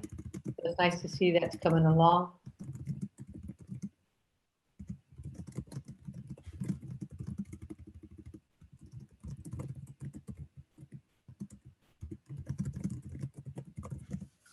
little low on those middle blocks. So got to push those up a little bit to make sure you're on the standard. So they have to be just at about the shoulder height. So coming in low might get the judge's attention. I think that might have been what happened here. She gets a 6.5. So it's showing some good progress since the summer of Poomsae. A lot of our athletes here have been in this Grand Slam. So the more we get out and compete, the stronger we're going to get. This is Emily Vu, also a summer of Poomsae competitor. She's from here in Sacramento as well. Right, I remember this setup. I'm not sure they had mats in the summer. I think her brother also competed. And her sister in the same space. Right, so the mats are a new addition. So that's kind of fun that they've been able to add those to the mix. And it's actually quite wide. This is 4 mats across. So I know adults can fit in a 4x4. So this is definitely enough space for her. Oh, she right. did a really good job there.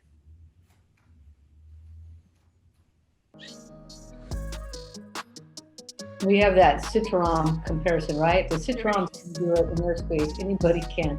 7.1 for Emily Vu. That is a very good score. Actually, the highest score on that Poomsae so far. Right, we haven't had too many 7s. And we still have 6 athletes after her. So that puts her in a pretty good position. Really reaching up on those side kicks.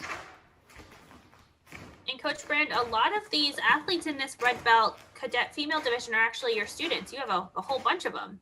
Yeah, I do. You know, I'm really happy that they're excited to compete in these online events. And they've been really working hard, as most of our Grand Slam athletes have. We've seen them coming in even stronger. Some of them were some of our Grand Slam athletes in the event have been at the NCTA, Summer of Poomsae, multiple events to get stronger and stronger.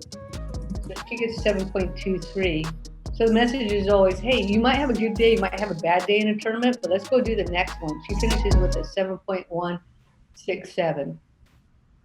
So we need to take every opportunity we can to get whatever points we can in these events. This is Ellie Waldman from Arizona Pride and World Taekwondo Center, coached by Ruben Lawley and Megan Yee.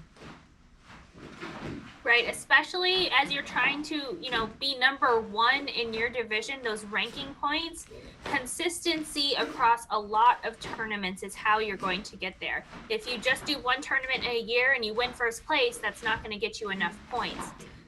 So the major tournament's important because if you win the major, it puts you on the national team roster for the black belts. But for these red belts, especially as they're, trying to be at the top of their division, get ready to go up into the black belt division, consistency is key. Right, and some of them really haven't been competing very long. She gets 7.27. That's a big score in this division, the highest so far. So good job to Ellie Waldman. So I think the best thing these red belts can do is watch the videos, see how they did, what can they learn from their performance, and go on to the next one. It's not expected that you're perfect at this belt rank. It's more expected that you're doing your research, right? You're trying to strengthen your body, and then over time, you'll be ready. But at this level, just looking for that consistency in terms of getting out there from event to event, putting yourself out there.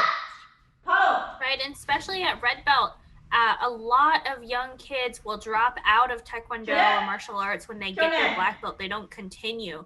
So I think that these tournaments provide a lot of opportunity to show them there's so much more to do after you get your black belt. So I hope that they do continue.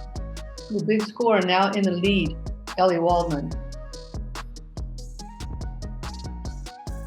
And finishes with a 7.283. We have athletes that are in a huge range right now in the scoring range, but that doesn't mean if you didn't get a high score, you should stop. This is just the beginning.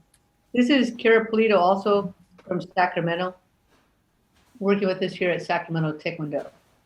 So she was also in the Summer of Poomsae. I think actually most of these athletes were in the Summer of Poomsae.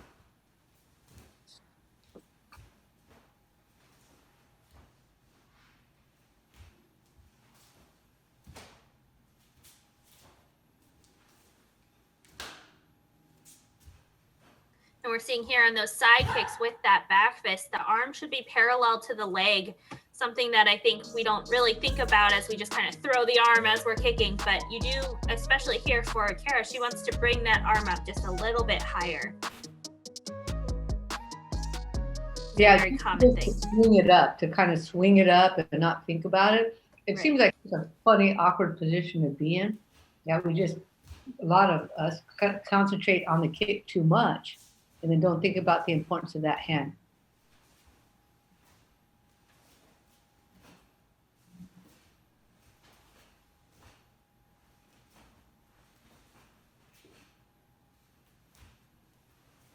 It's always a difficult combo there, coming from a front kick back into that back stance, needing to stack the weight so she could lean back just a little bit more in the back stance. But overall, pretty good form and pretty good alignment on the side kicks. Yeah, to do that, you have to be patient, not rush. You have to give yourself enough time to get your weight shifted and then come back. She gets a good score on that second one, it's 7.1. So she finishes with a 7.0, which is a good score in this division. Here are standing so far. Ellie Waldman in first, followed by Emily Vu, Kara Polito, Caitlin Fahey, Alexa Darlin, Kayla Wong, Anna Banerjee, and Maria Figueroa. So those we're looking for the top 8 in this division. I think we're starting off with 16. Am I right, Miyako? Yeah, that's right. So there's 16 taking the top 8. So it's again 50% cut, just as it happens. But the cutoff right now, that score is a 6.817. And like you mentioned, because some of these athletes, or many of them actually competed in the Summer of Poomsae, these are going to be our top ranked athletes here in the last 4 spots.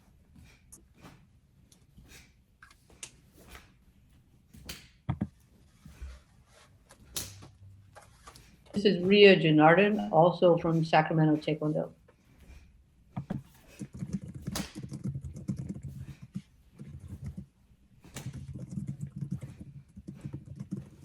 Does a good job of picking up on those kicking techniques. That's pretty much her highlight as she's working through the Poomsae and trying to build her strength. So she finishes with a score of 7.03.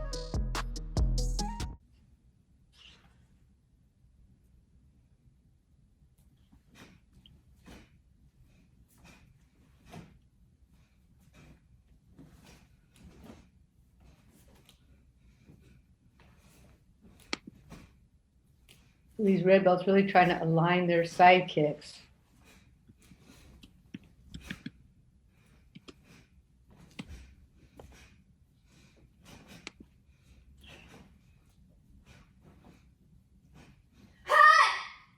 Does a good job of pushing through those last 4 steps. Athletes always looking to use their core on those last 4 because it's facing the rear. You really want to make sure you're showing those referees the power.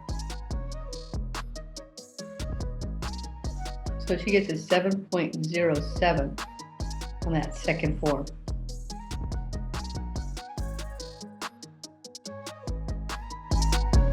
And finishes with a 7.05. 준비 This is Mara Laksamana, 시작. and she's with Elite Taekwondo, coached by Victor Chung.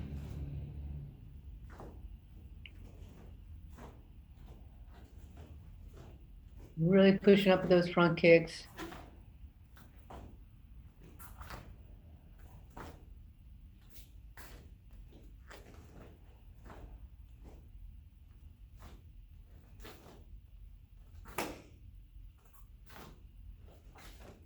Wow, there's her highlight there, those nice extended strong side kicks. 8호 And finishing with that nice strong back fist. So I'm expecting a pretty good score here.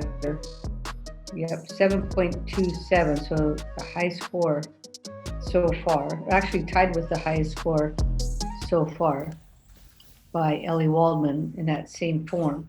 시작.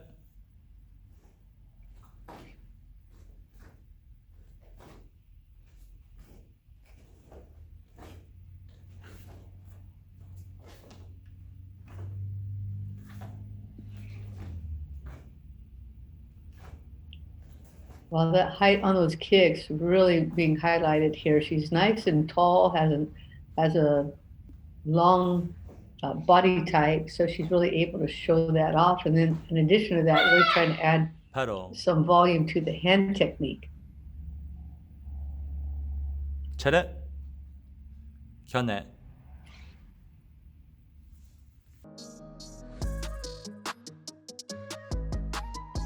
So that was a nice, strong presentation from Mara, and she gets a 7.47, now the high score of the division. She'll finish with a 7.367. 준비. Up next, we have Mia Tsushita, and she trains with Team M Community Poomsae program under Albert and Alvin Jung.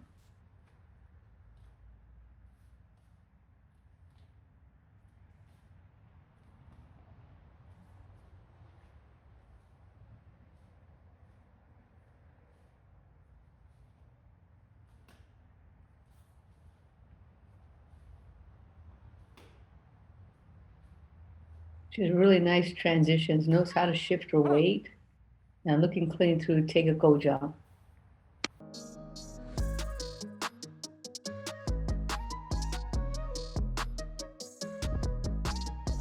And she gets a score of 7.2.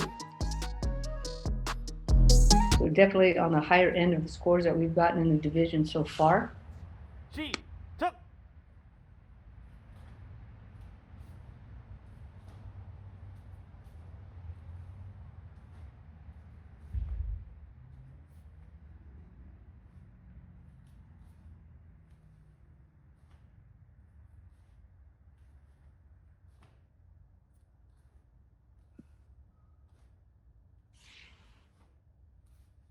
She uses some very strong kicking technique, probably her right front kick, her strongest of all of them.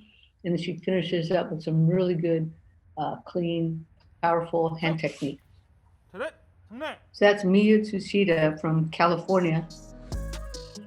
She got a 7.2 on her first Poomsae and gets a 7.4, even better on the second one. So she's in really great shape here. Her combined score at 7.3.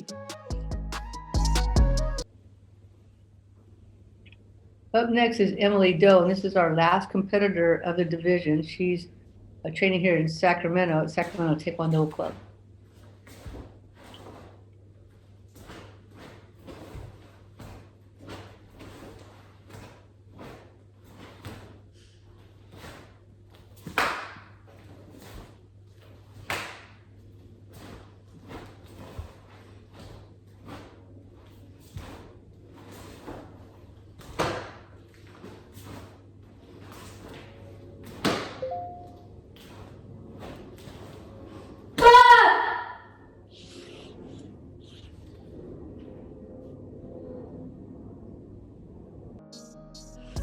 Okay, so she's trying to work on her tempo, rhythm, going through the technique. She gets a 7.13.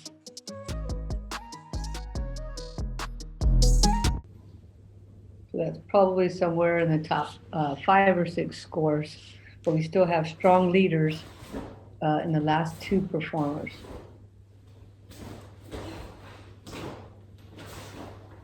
Trying to push high on these kicks now on this front line for the referees.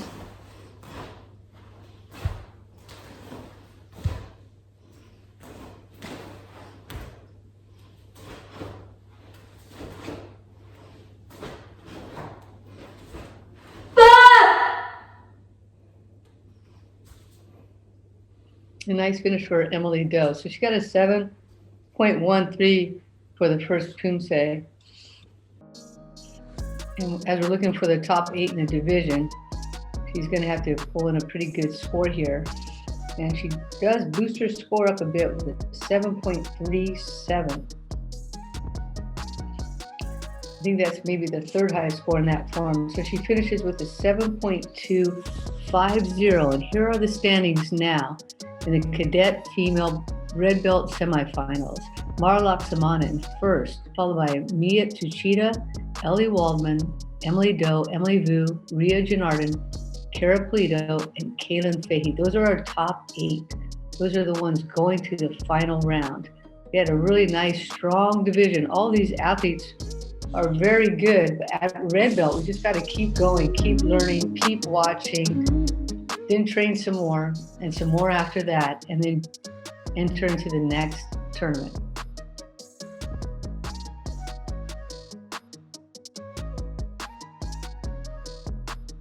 Okay, and we're moving on now to the junior female black belt division. You just saw that set of referees. Here we are in the semifinals. Up first, we have Eunice Lee from New York, trained by Master Suji Khan. So we have 30 athletes in this division in this semifinal round, and we're looking for the top 8 to move on to the final. So just over 25% of the athletes are going to be able to move on. So it's going to be a pretty tough decision for the referees to pick which 8 are the best, because this is a really talent deep division. Right, and it's so similar to the cadet female black belts, which we just saw just a couple divisions ago, earlier tonight. They had 31 athletes, so here we are again, 30 athletes. We can only take the top 8. It's going to be a tough cutoff for sure. Eunice's score popping up now with the 7.1. And we saw those numbers really climbing pretty high in the semifinal round. So I'm imagining we might be doing the same thing here into the mid and maybe even high 7s, right, Miyako? Yeah, the cadets, that cutoff was a 7.5. So, you know, different judges, different forms, but I think it'll definitely creep up there to the mid 7s. And with Taeguk Chiljong and Taeguk Sajong, not the most complicated forms, we could get some high scores, especially on 4. Right, so this is Eunice Lee finishing up Taeguk Sajong. Probably the highlight of that form for her was her front kick technique. She was able to get that thigh really close to her torso and really be able to project upward with a kick. So she got a 7.1 on her first form, and now just under that 7.07. So the combined score popping up now, 7.083. This is Rebecca Gabrielle Ponte from Nevada. She's training with Yasmin Brown.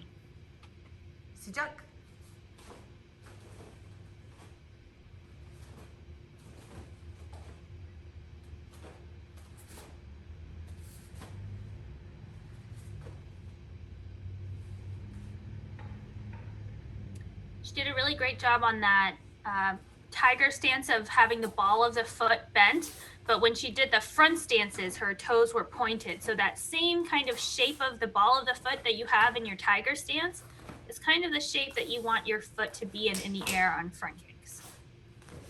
Wow, that's some good detail.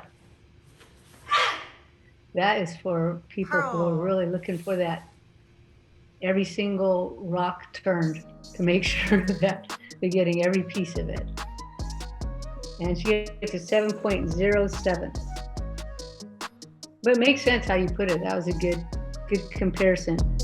The tiger stance front foot is going to look just like your front foot in your front kick position.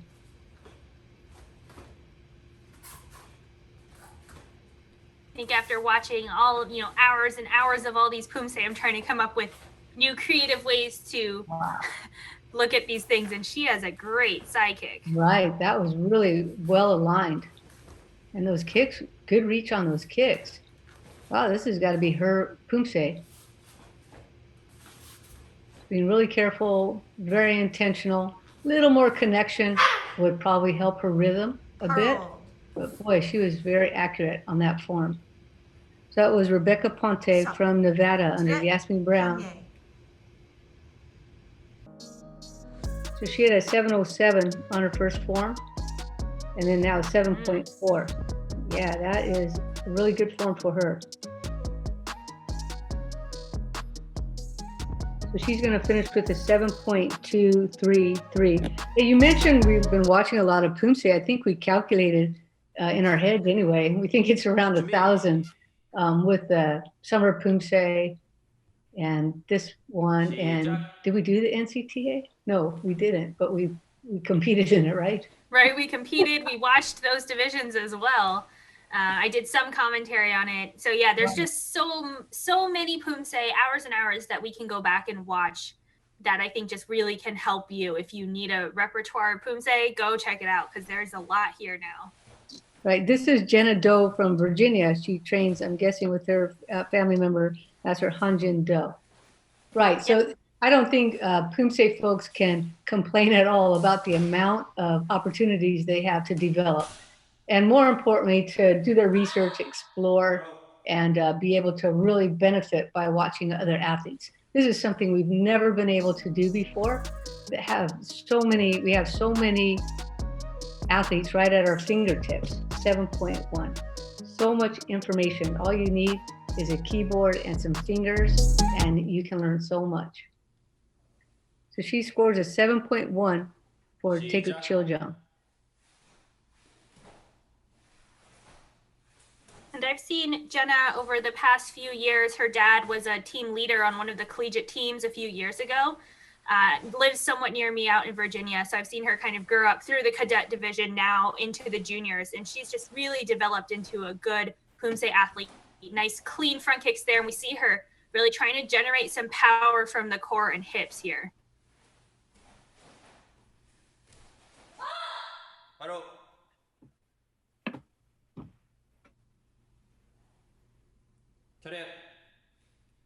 Two strong performances by Jenna Doe from Virginia. So her first form, she earned a 7.1. And then for Taeguk Sajang, 7.33. And I think that might be the case for a lot of athletes, really being able to show off their kicks, show off their side kicks with Taeguk Sajang. So maybe coming in with a higher score for their second form. She gets a 7.217 combined score. This is Buri Min from California, training under Coach Bo-Young Kim. 시작. Right, these ladies have had both of these forms for probably years that they've competed with them, but Taeguk Sajang, the second form, they've had for even longer. It's probably a very comfortable form. I think the most difficult part are those two side kicks coming towards the camera. But other than that, it should feel pretty comfortable. Whereas here, Chiljang, this bar, pretty complicated, moves you don't do in any other forms. So again, yeah, the score is probably a little lower on the first form, and then they'll shoot up a bit on the second form. Right, but this form right here, very satisfying when you do it correctly. Feels really great, like, I don't know, just a piece of magic when you get done. You just go, that just feels good. When the whole rhythm and tempo, the pace is all aligned. She gets a 7.13. But sometimes you can get lost in the details. We think too much about the endpoints, how to transition, and then it just becomes I don't know, feeling a little bit maybe heavy and stuck in certain places. 시작. Some of those transitions can be quite hard because you're trying to stay low and then your back can pop out or your hips out of line. So yeah, lots of things to work through on 7, but here's another athlete with great side kicks coming towards the camera. I always watch this back stance after the front kick and really see what the leg position is there. Is it stable? Is it really a back stance, or do people just flop it down? She did a pretty good job on that front line up here near the camera. Going from a back stance to a kick to a back stance is challenging for a lot of athletes, especially when they're trying to turn that torso really into that last piece of that last middle block.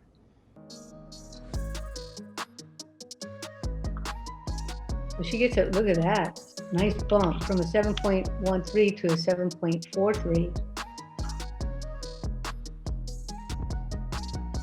And a 7.283 and into first place for Buri Min.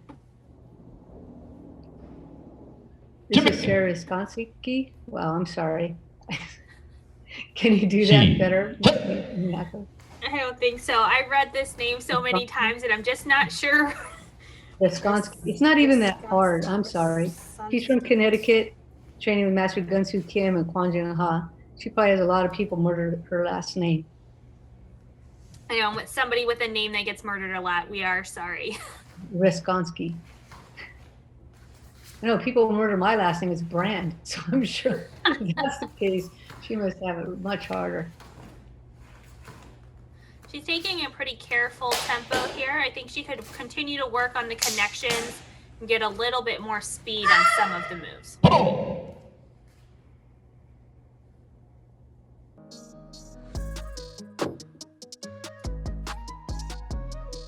And she gets a 7.1, right in the ballpark of everybody else.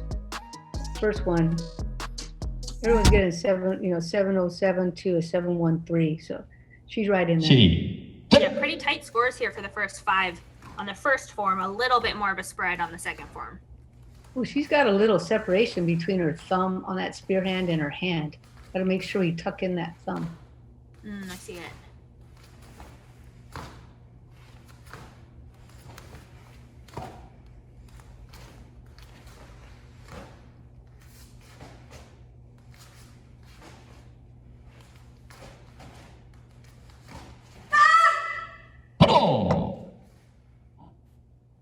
Couple of the motions a little bit tight on the draws, so just a little bit more volume of motion on some of the hand techniques, but she's right in there with the group. Yeah, she gets a 7.27, so in good shape for now. Let's see a combined score pop up here. She gets a 7.183. This is Abigail McCormick. Boy, I just took a deep breath because that's a nice open space, and it made me feel good just to watch it on camera. It's so big and roomy there. So she's out in California doing her Poomsae here at home.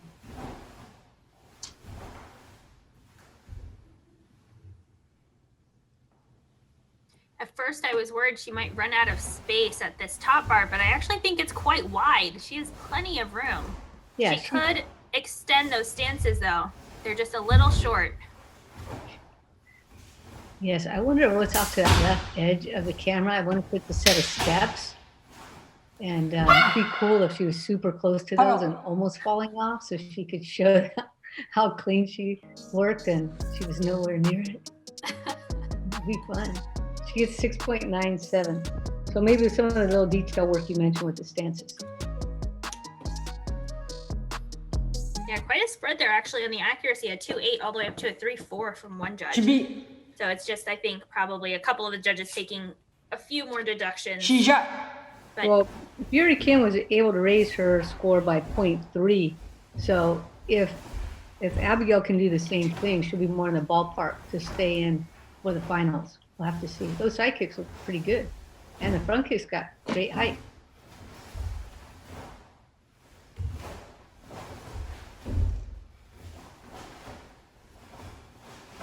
You see those rollers in the back, right, Miyako? Yep. Foam rolling is just a nice way to say torture.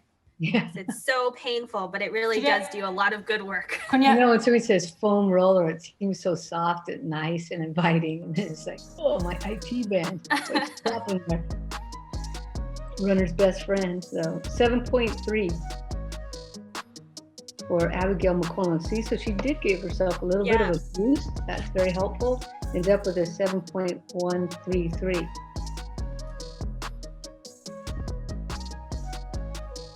Here's our standings for the junior female semifinal so far. Buri Min in first place, followed by Rebecca Ponte and Jenna Doe. So again, looking for the top 8 out of these 30 athletes. This is Yul Kwan from California. She trained with her coach Sung Woo on Win, Hui Win, and Long Win.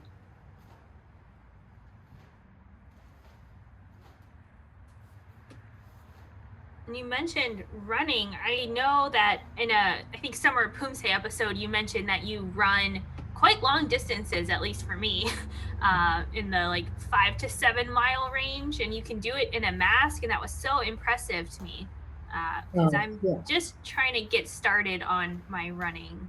Yeah, and it's such a good cross training. We can do it pretty easily over time. She's looking pretty good here. This is, of course, Yul Kwan from California, finishing up Chiljeon. So right, all you have to do is add a quarter mile a week. So just a mile a month, and just look, within 6 months, you're running 6 miles, and then in 10 months, 10 miles. So it's easy. 7.2 is her first score, and that's a very good score in this division. As a matter of fact, it's the high score so far. It is. Chuck. And she's very calm about it too. She gets good power at the end of the motions, but there's nothing rushed or kind of forced. Yeah, she really has clean finishes. She stops and makes sure that's almost like a photo opportunity at the end of each motion. You could snap a shot.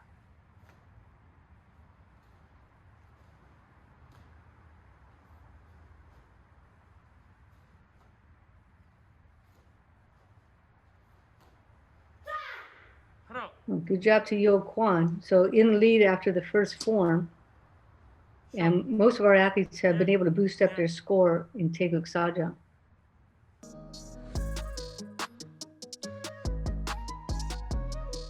Oh, and hers is just a little bump downward, so she gets a 7.13, but still in good shape here. Finishing up with a combined score of 7.167. So Buri Min still in the lead.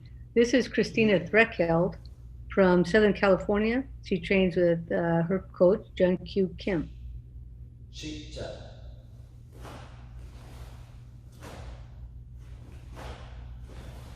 Oh, nice reach on the front kicks. And staying nice and low in those transitions.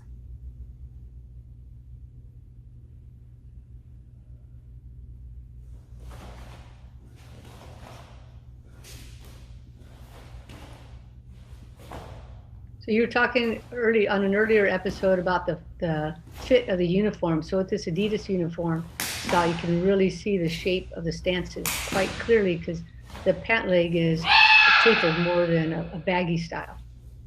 That's right. Yeah, you can see there it's kind of curved inward, the Adidas especially, versus the J. Calico or Muto. Those are slightly wider pants. And look at, wow, huge score.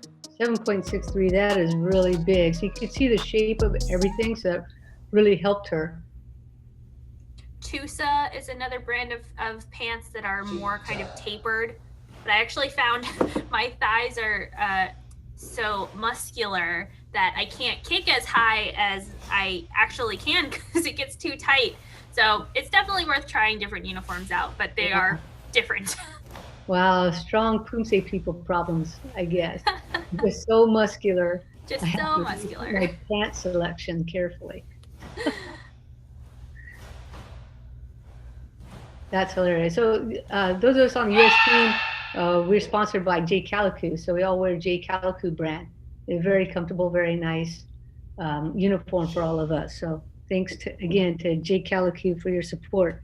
That was Christina Threkeld from Southern California, coached by Jung-Kyu Kim.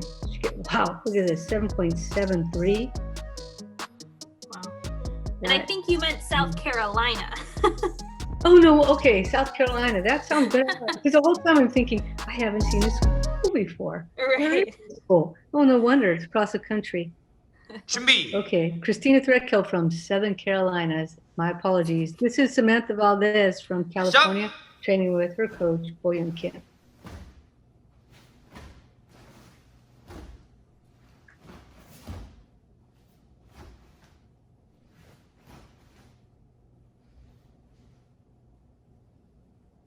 Samantha's doing a good job here, staying pretty low, pretty good connection. A little extra volume there in her hands though.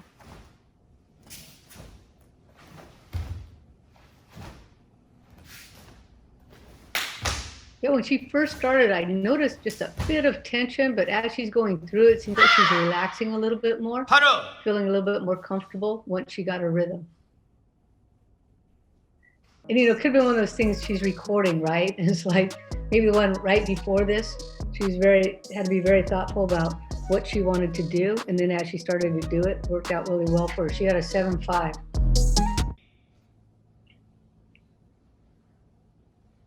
And we just jumped up like crazy here into the mid sevens with these. Yeah, it's kind of scary because we have quite a few athletes to go. We have 21 more. Ooh, look at that reach. Very nice. I liked her recovery stance, nice and low. And she did a good job on that double knife hand after the side kicks and the back stands. It was right in line with her body. We've seen a few athletes where they do that block and it's outside the shoulder into like empty air. So really making sure that things just, when you're coming forward, they really have to be in the right position. She has really good stance shape with the back stance. Everything looks really clean. Front stance has really good length. Now just the back leg needs to lock in a little bit more, so don't get a case of those wobbles when you most need it to be straight. Look at that, another high score, 7.63.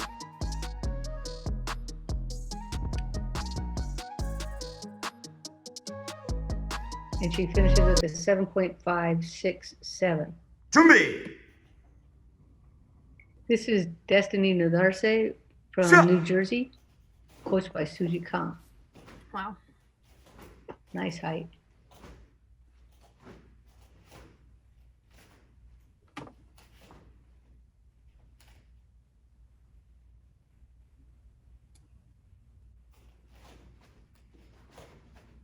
Almost feel like when she's facing the camera, maybe her eyes are closing or looking down, a little bit of self-consciousness, maybe. I was just going to say, I can't tell if she's blinking a lot or if she is looking down, but I think, you have to be sort of aware of that, just eyes really open, looking straight without being kind of like surprised, but Poomsae face. Poomsae face is a thing to work on. She gets a 7.17. So it depends, like, was the camera only there or a coach only there or a group of people there? It can be a little bit distracting or you might feel a little self-conscious, but boy, as these tournaments keep being scheduled, everybody's gonna be feeling more and more comfortable with this. It's good height, maybe not all the way extended on the side kick, but the front kicks are looking really good. Slight lean forward in her torso on a couple of these moves. So her strength is definitely her flexibility. And then probably biggest potential is going to be adding that hand power, that hand technique power. Cadet, 경례. So that's Destiny Nadarse from New Jersey. And she got a 717 on her first Poomsae, and now a little higher here, 7.27.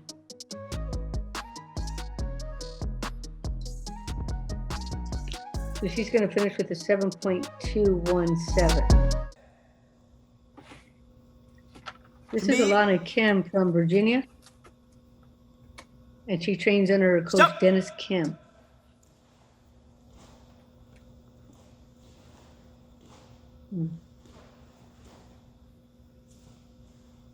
So support foot not quite all the way down on that first line during those front kicks, that support leg's heel popping up may impact her score, depending on if the referees saw it.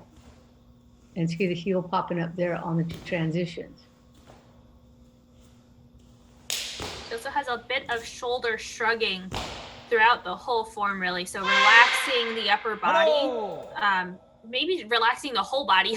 That might help keep the heel down in transitions and then help keep that back nice and relaxed. Yeah, even on the crescent kick, the bottom foot's popping up a little bit. So I think that just needs to be discussed between her and her coach, Dennis Kim, and I'm sure they'll come up with a plan for that. Stop.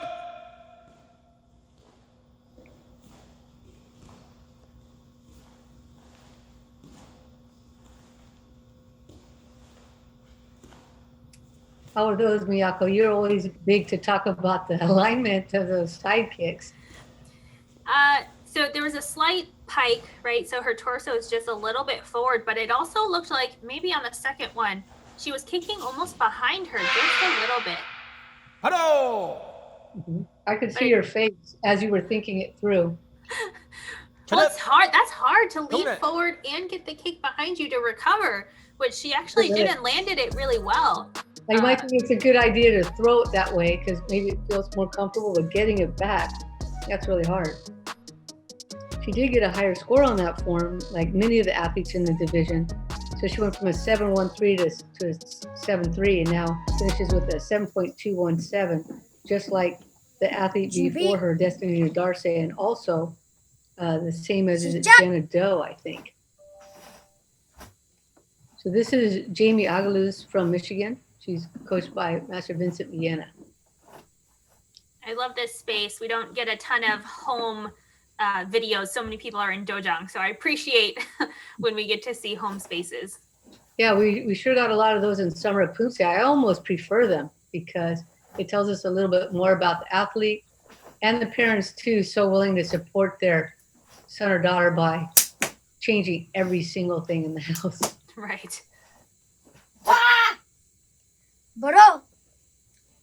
She moved through that quite easily, but we did get some more heel popping on some of those bigger transitions. So something to work through, but a big score here of 7-4. I think that had a lot to do with the amount of power she was able to demonstrate. And in this small space, she's very big in this small space, so she can really show it off. 시작.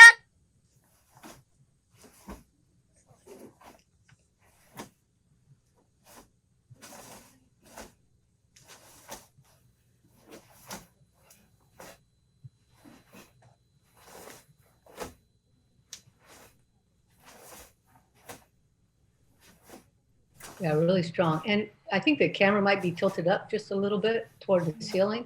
That makes those kicks look a little bit higher. Bro. That hasn't been quite regulated here in the US. I know for World Championships, they were very, very careful about centering the belt in the screen, top and bottom, left to right, and a flat camera. 7.5. So 2 good scores there. Yeah, she ends up with a 7.450. I think that puts her in about 3rd place. Let's see. Right, so we have Christina Threkel in first, followed by Samantha Valdez, Jamie Agaluz, and we see the screen up to the first 12 athletes there. And this division is going to go up to athlete number 30. So we're looking for the top 8.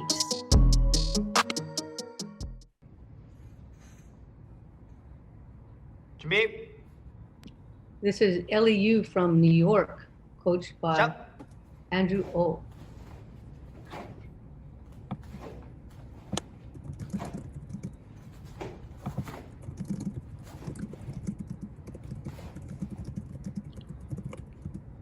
She's really pushing the power. Like quick, tight movements. So her speed is a little bit faster than many of the athletes in the division so far. So that's a really good idea. She just has to make sure she has full volume. Yeah, some of them just a little bit tight, but overall really nice speed.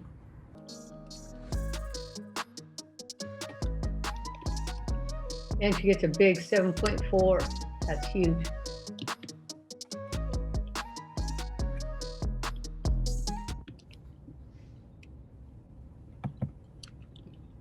시작.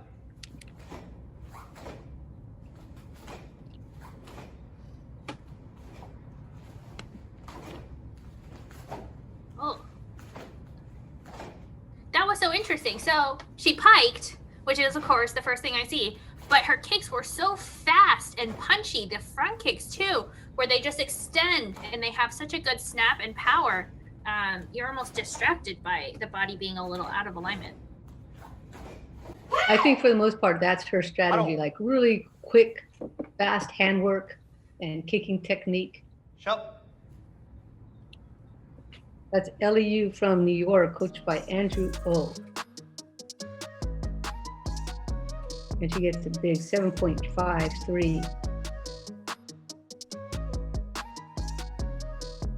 That's tied with the second highest score on this form. So she finishes with a 7.467. She's in really good shape here.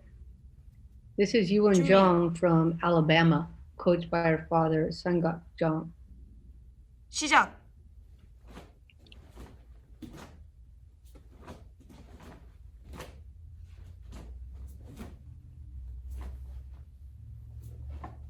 She uses very good volume here.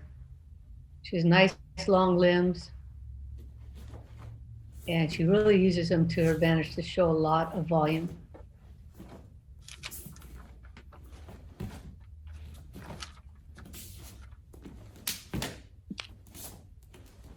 And we saw her, I think it was just yesterday in the junior pair division where she did pairs with Bowman Kim. And I think that they came in first place in the semis. So she's quite a strong athlete. Nice that she gets to do a couple of divisions here.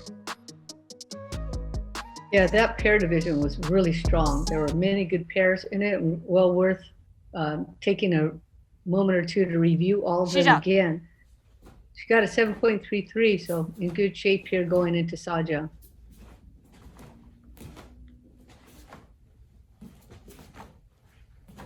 Really nice extension off the side kicks. Oh, look at that. That looks so great, and it's so close to the camera.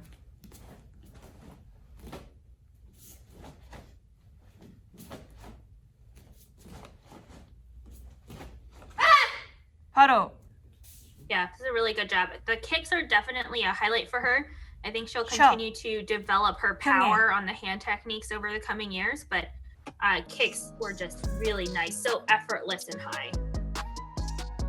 Yeah, look, 7.57 for that second form.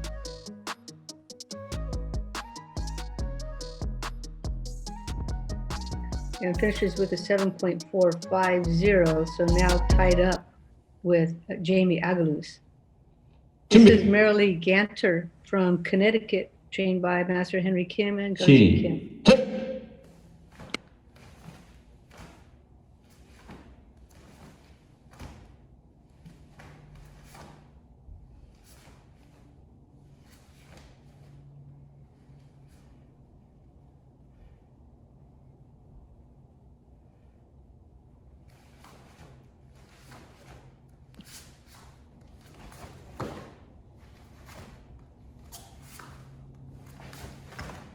Marilee is very solid.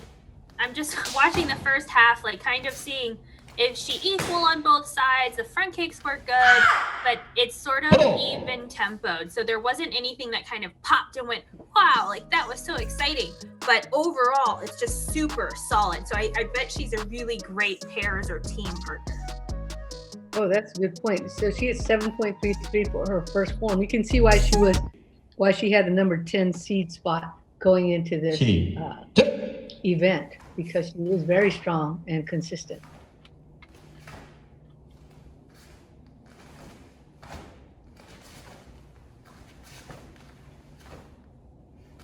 Pretty good alignment, but nice pop at the top of the kicks.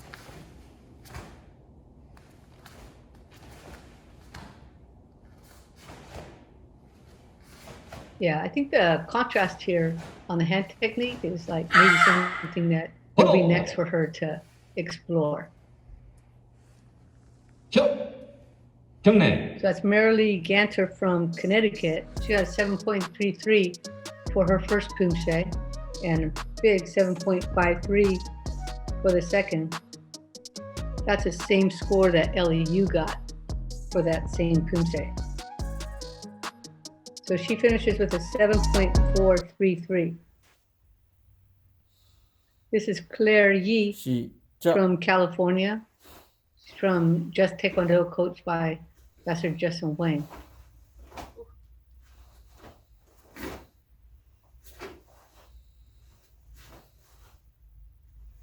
What do you think about those middle blocks there, the ones, you know which ones I'm talking about, open hand?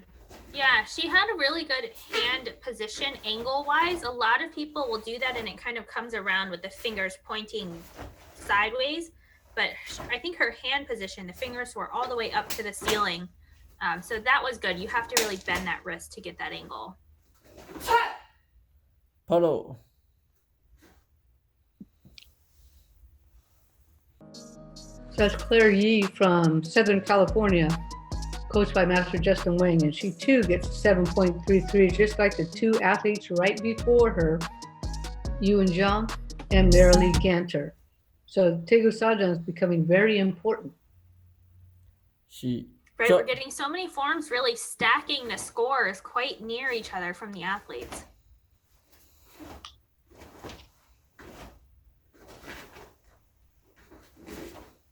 Well, nice reach. That first side kick was very well extended. Second one almost completely extended, but really good height. And her left front kick is really pretty. Yeah, it's super straight. The front kicks are really good lines. I feel like to bump her up here, if she could have just a little more power, more explosion on the front kicks, that would help distinguish them because the flexibility is great. It's there. We just want a little more pop at the end. And that's Claire Yee. She had a 7.33. Wow. And now look at that, 7.63.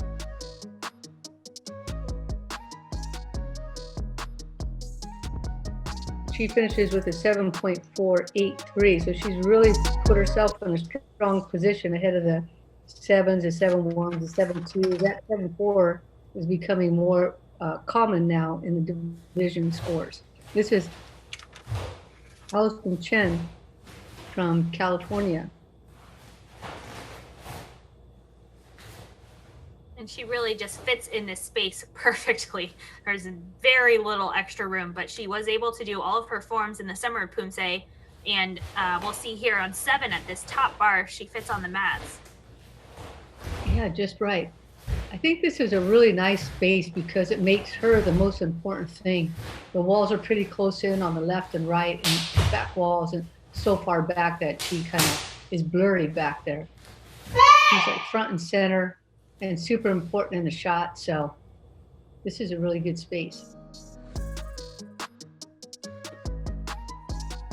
Allison Chen right off the bat, 7.63. And we saw another one of those much earlier from Christina Threlkel. Yeah, Christina went 8th and had that biggest score that we have seen so far. But now Allison here matching that score. Let's see if she can boost up the second score even higher. Some nice easy side kicks with good height. Look at the front kick. Wow. Right, and I appreciate the position after that. Can she recover a nice clean position and throw good hand power after those kicks? Those middle blocks, sometimes she's letting them dip below her belt as she, instead of picking it up, the fist just drops down. So little things to clean up there, just a few inches, lift it straight up and then around, but a really nice job. So Allison got a 7.63 for the first Poomsae, and look at that, 7.7 for the next. And if we go back to Christina, she had a 7.73. So those guys are neck and neck now. She gets a 7.667 to Christina Threlkel, 7.683. This is Piper Kindle from California. She's coached by An Hui and Long Win. Wow, that was a very fast, nice kick.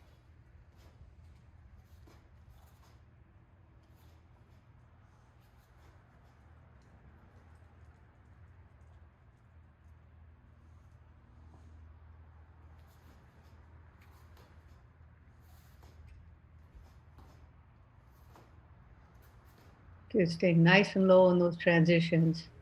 Very strong. She has really good speed on her kicking technique. She differentiates herself from those in the division by just that sheer speed on some of those kicks. So that's Piper Kindle from California. She gets a 7.5 for Taegu Chiljong.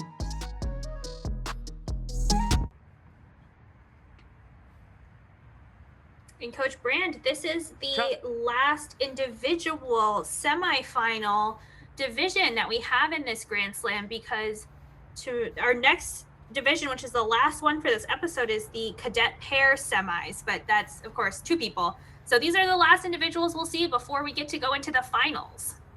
Yeah, it's a really good opportunity for us to see these young athletes really highlighting the best parts of their form. So for Piper, those side kicks there were really looking good. She was able to extend them, keep them aligned, and then keep her balance. Good job to Piper Kindle from California. So she got a 7.5 for her first form, which is a pretty safe place to be. And now look at that, even higher, 7.6 for her second.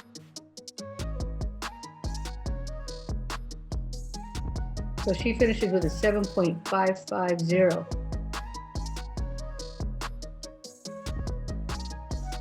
Here are standings so far with Christina Threlkeld still in first, followed by Allison Chen, Samantha Valdez, Piper Kindle, Claire Yi, Ellie Yu, Jamie Agluz, and Yuan Zhang. Those are our top 8. So look at that cutoff score right now for the top 8. Remember when we were talking about a 7.5 earlier? So now it's already there, 7.45. It's climbing. Yeah, that's crazy. And we still have another 11 athletes or so. Again, 30 in the division. Again, taking the top 8. So it's going to be rough. It's going to be high. And I think all the athletes should feel good because they're doing a really great job here in the semis. This is Annika Tsutsumi. It used to be back in the day, like people either clearly knew the standards or didn't, and it made it very easy for referees, I think. But now it's increasingly more difficult because everybody has a good understanding of the Poomsae, especially after the preliminary round, right? Once we get into the semis, everybody's strong. Yeah, really, I feel like comes down to style because the accuracy won't differ that much. There'll be, I don't know, maybe we should look actually. It would be interesting to see what the accuracy is of the first person to go in the semis versus the last person. It can't be more than, 0.3 to 0.5 maximum probably. So it all comes down to the performance, the presentation. Right, the presentation, which is already, weighted, right, to be more important in the sport, 7.37, but you're right. I'm sure our crack team at USAT behind the scenes will be able to get us that accuracy information in just a moment. We need our data gurus. Mm-hmm. So we know Annika has to boost up her score here in the second one. That right side kick looked great. So that front kick, I'm not sure about the foot position on that right one, but really good flexibility. And good speed on the kicks too. Good speed on the hand techniques. I like how she stayed nice and low between those 2 last steps. Really grounded. So that's Annika Tsutsumi from Virginia, coached by Dennis Kim. She gets a 7.37 for the first one. Looking for a big score here. Something that'll bring her over 7.45. And look at that, she gets a 7.53.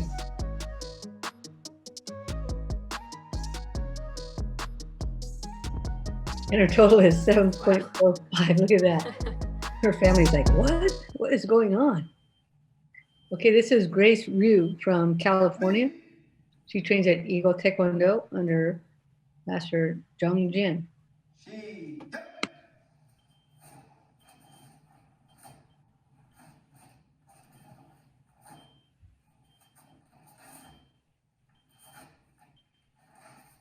She has some long limbs. She's very tall and long arms. So some of the volume looks really good. It's nice and big, but then sometimes I think she cuts it a little short and her shoulders come up just a tad and we lose some of that explosion at the end. So I think just making sure that as she keeps the volume, it has to just have a little more power at the end. That's the thing with juniors, right? Like they're still growing a lot.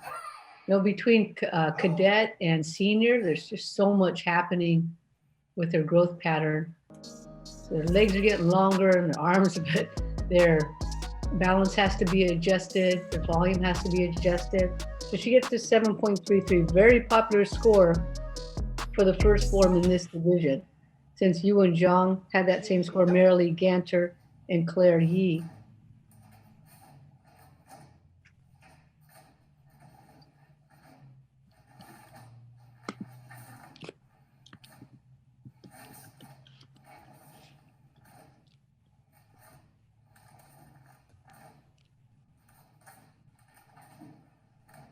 She has great front kicks. It's definitely, I think, a highlight for me. So close up to the camera, taking up the full screen.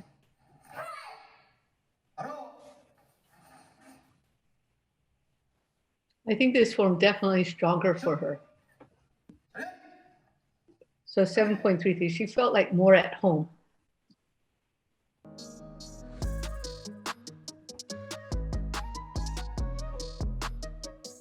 Look at that, nice boost.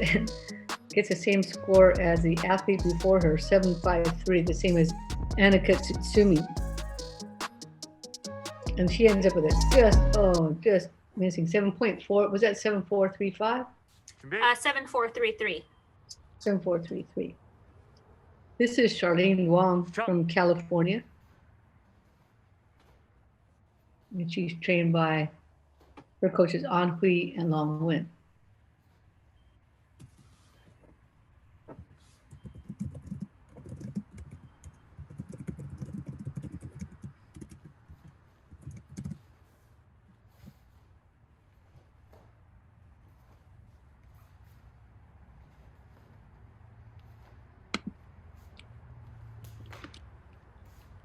So she's feeling very comfortable with this form here. She's, of course, a veteran in the Poomsae world, competed for many years in both freestyle and recognized Poomsae. I think she's medaled, nationally and internationally in both of them, and here with a 7.4 to open up her first form. That's a big score. So she's able to differentiate herself from some of the most recent competitors in the division. Starting off with Sajong with some really good power. That was a really great stick on the side kick. Not many athletes can hold it there. And there was just that fraction of a pause, which was really nice.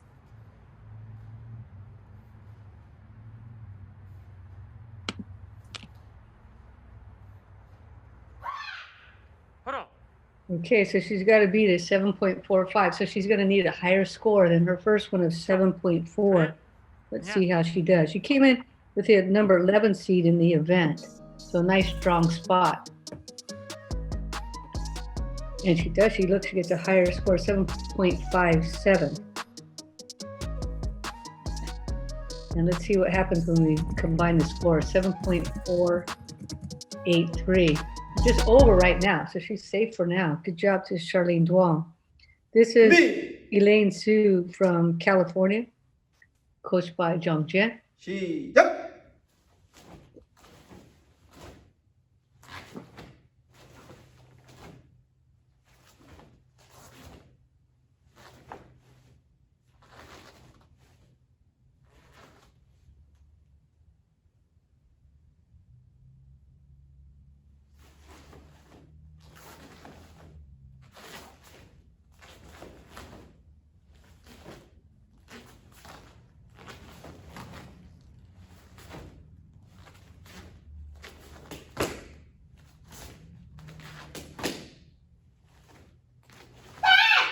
Good, nice strong performance. Probably the strongest parts were that first line with those two front kicks, nice and high.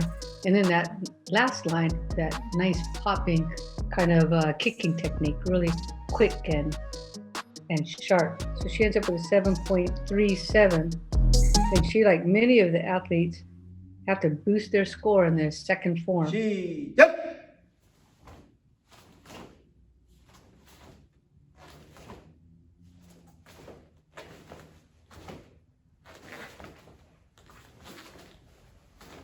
That might help her score right there. That nice extension and alignment, as well as these kicks, nice and close to the camera. Good height on those. Sinking down a little bit lower in that front stance, that last front stance, and these last two. There was one more first step going into that back line. Not quite as low on that one. That is a little picky on my part. Let's see how she does. So this is Elaine Su from California, coached by Master Zhang Jian, and she had a 7.37 for her first form. And gets a nice score, 7.57 for the second one. And we're trying to beat a 7.45 so far, so she gets a 7.467.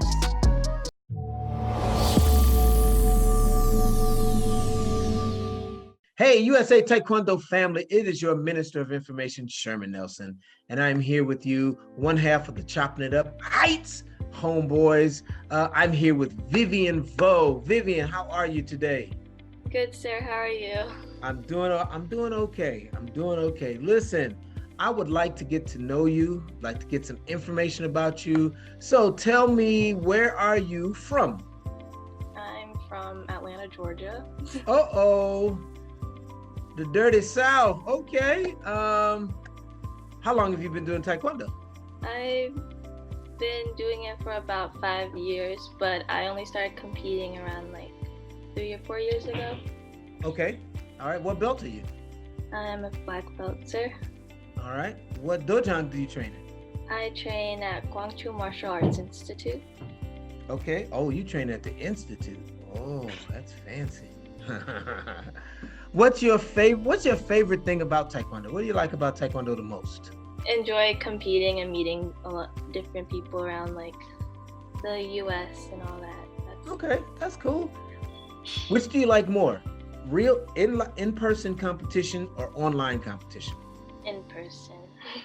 Really? Why?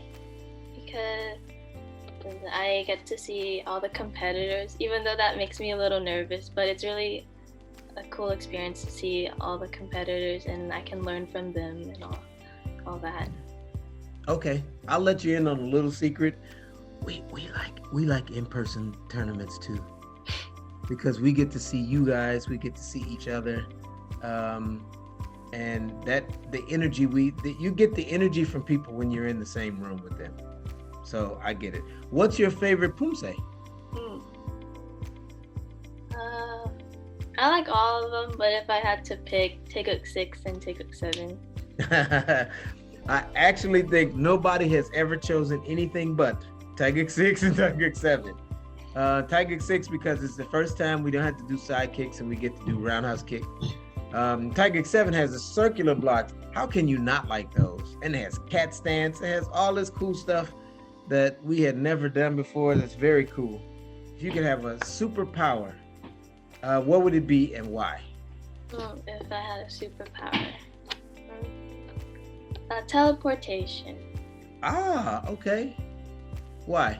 Because I like to travel and it would be nice to get one place to another really fast. Got you. Yes. You probably wouldn't get jet lag. Yes. So you'd be like the movie Jumper.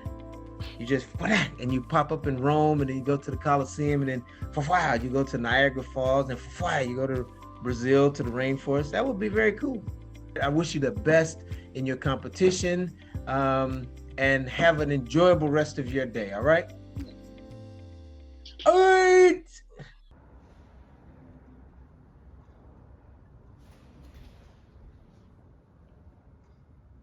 So this is Vivian Vo from Georgia. She trains under Thong Q.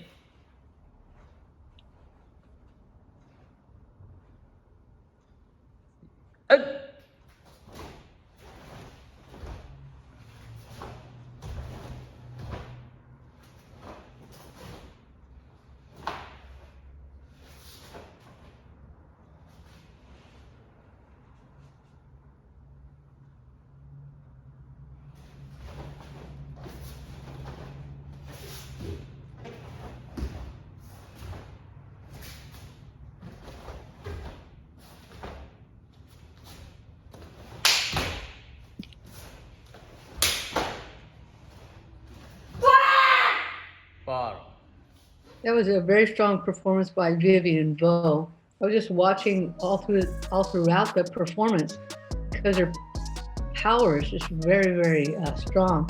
She's got a 7.47. Her body type lends itself to really being able to show power. She has good body type with nice, strong center. Her core looks just really good on all of these. And her legs are nice and strong and can support that. Right, she has a lot of nice base strength and her center of gravity really helps her balance.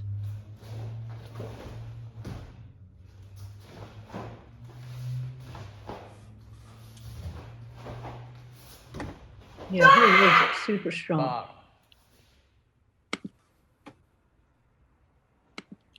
So that's Vivian Vo from Georgia. She got a 7.47 for her first form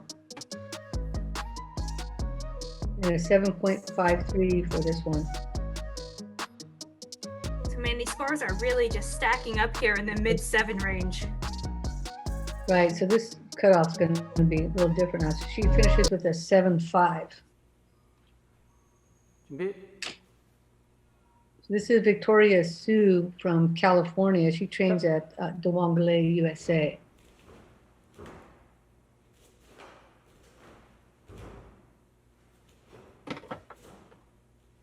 So she's just the first of the 7 last athletes in the division to go. She was the number 8 seed coming into this event. So I'm guessing we're going to have some pretty strong scores just ahead of us, since we have the number 1, 3, 5, and number 2 seed coming up pretty quick. Yeah, there was quite a bit of movement in the rankings from the prelim round to now into the semis, and I think we might see, you know, some more movement even, because we had Christina, who went 8th with that 7.68. And Victoria gets a 7.53. So yeah, we're going to see that cutoff change a little bit. Yep.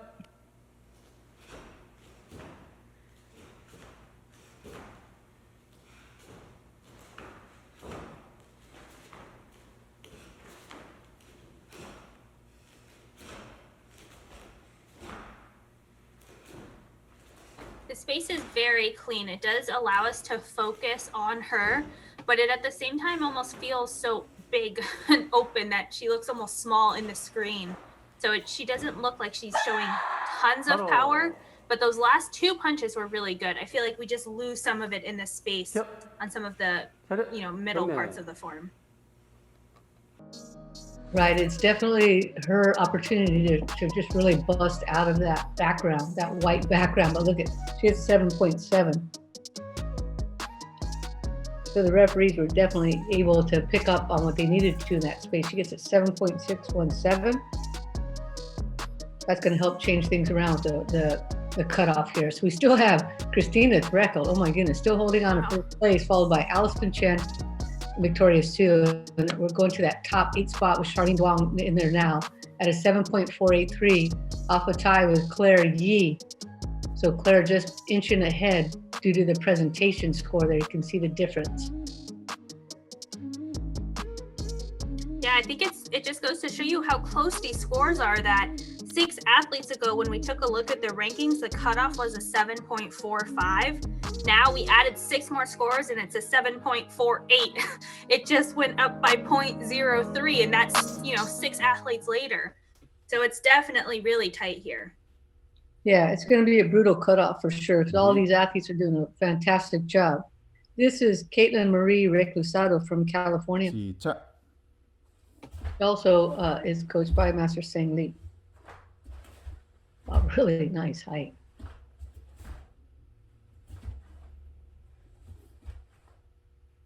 I wonder how the referees will adjust to being back in person now that they have all these clean settings, no distractions. And then we're going to go to live events with sparring in the background and TC calling medics over. Like, how are they going to focus? Yeah, I know it's going to be a challenge in some ways, but a really welcome return, because we get to see each other, look in each other's eyes and spend some time with each other. But this has really been nice for them, having the center judge spot, right? Because normally they might get that every so often, but to have the center spot is really nice for them to see everything. She gets a 7.63. That's a nice big score. We haven't seen the likes of that since I'm thinking Christina Threkel. That's right. Allison Chun also had a 7.63 on the first form. That's right.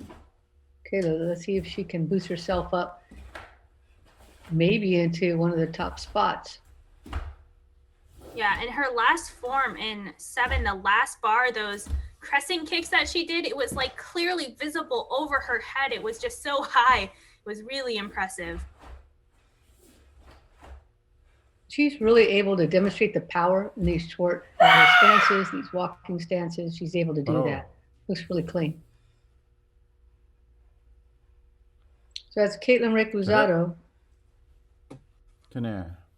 She got a 7.63 for the first Poomsae.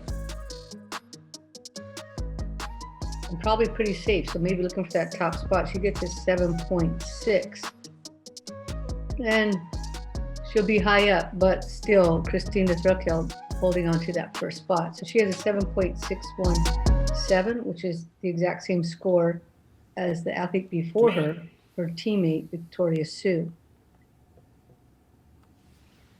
This is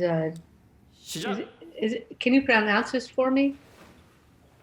I think it's Chiara Flotildes. Okay, good, because I was hoping it wasn't like a more American pronunciation. It looks like Chiara Flotildes, right, from Maryland, right in your neck of the woods. Yeah, she actually does live in my state, I think, but I think she trains here in New Jersey. Is that right? Well, she's there now in this record for sure at her coach's Master Gita Gun.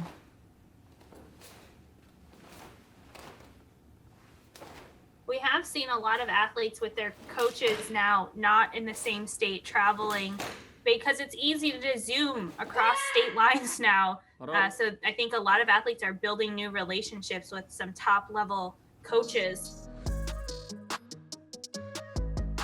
But Chiara is, of course, well-known athlete. I think she's either been on the national team multiple times or right in there, and she gets a big score of 7.5 on the first form.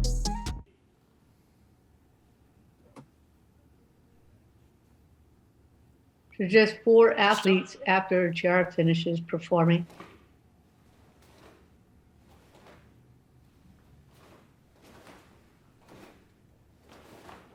And the World Championships this year, because it was online, it was only senior divisions as contested, right, by the country. And then the junior and the cadet divisions were an open division. So we actually had multiple U.S. athletes compete in the Open World Championships for the junior division, including a couple of the athletes who I think are still coming up later in the division. Yeah, the World Championship videos are available online via YouTube, and it's a great opportunity for athletes to see the best in the world. She gets a 7.53 for the second form, so that's a good pair for her. She finishes with a 7.517. And the way the YouTube videos are set up is really nice and easy for everybody to view. This is Kelly Wang from California, coached by Master Jung Jin. In that, those videos are just one division at a time, meaning one male and female group of finalists that can be viewed. So each episode, if you want to call it that, is about 1 hour long or so. So really easy to watch. So you can tune in to those to see the best in the senior 1 and 2 and the master 1, 2, and 3 and 4 divisions. And then also those were all live finals. And then we have the freestyle by video. And then to follow that, the cadet and junior came in for the open division. So right, we have a lot of good athletes in those cadet and junior open divisions.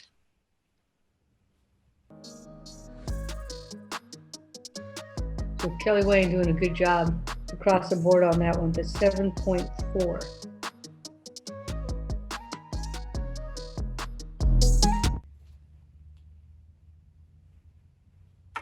And these scores actually haven't jumped up quite as high as I thought they might have. I thought they might kind of jump across both forms, 7.7, 7.8 maybe. We haven't gotten a ton of 8s actually in this round of the Grand Slam, just a couple of them. Right. Well, and that's more in, some of these scores are even pretty high too when you think about it. World Championship, getting these kind of scores would be just crazy nuts. So you see a lot of 6 and very low 7s for the World Championship. Yeah, I was looking at some of the scores, and the gold medal round for, I think the cadets was a 7.4 as the highest score. So they were much lower overall. Right, that's a super high score. See, if you go back and watch those divisions, you'll see that the referees are very careful in how they're awarding the presentation, for sure. 7.53 for Kelly Wayne. So we still have the number 3 and 1 seed to come up. So she gets a 7.467. So we might see a little bit of a bump upward with our next athlete here, Tiffany Gee from California, also coached by Master Jung Jin.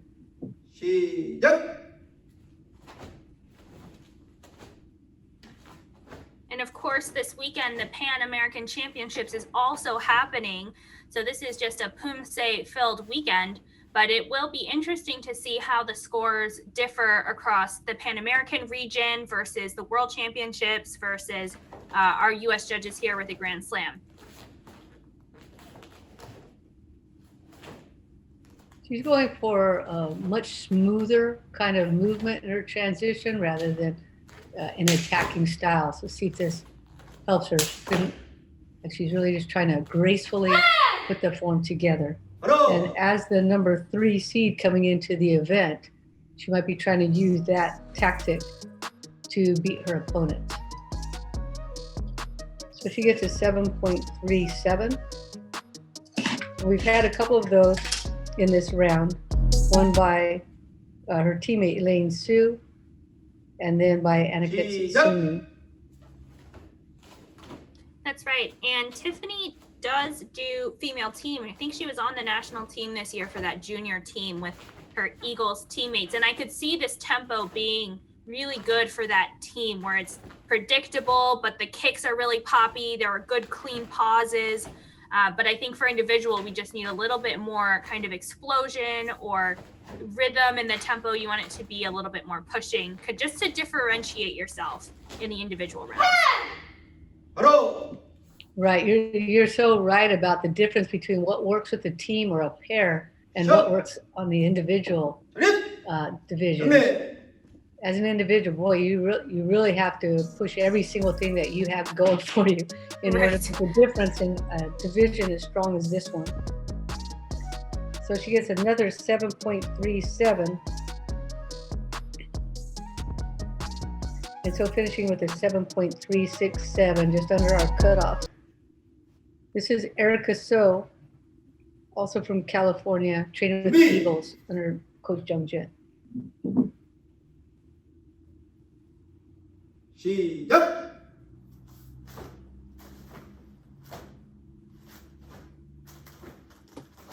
So here is Tiffany's teammate, who was also on that female team from Eagles on the national team this year. We'll see. It'll be interesting because they're on the same team. They have very similar styles, tempos, but we can see here the difference in style, rhythm, and tempo between the two, and individual versus kind of that team approach that maybe Tiffany took.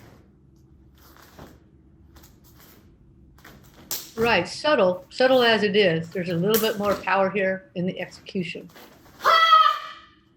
So good job by Erica So.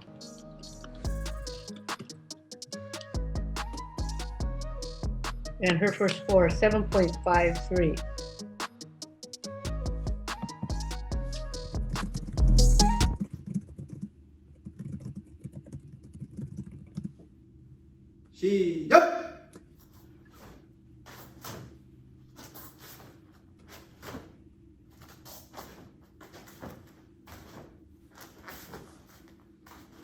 Nice patience and a reach on the side kicks.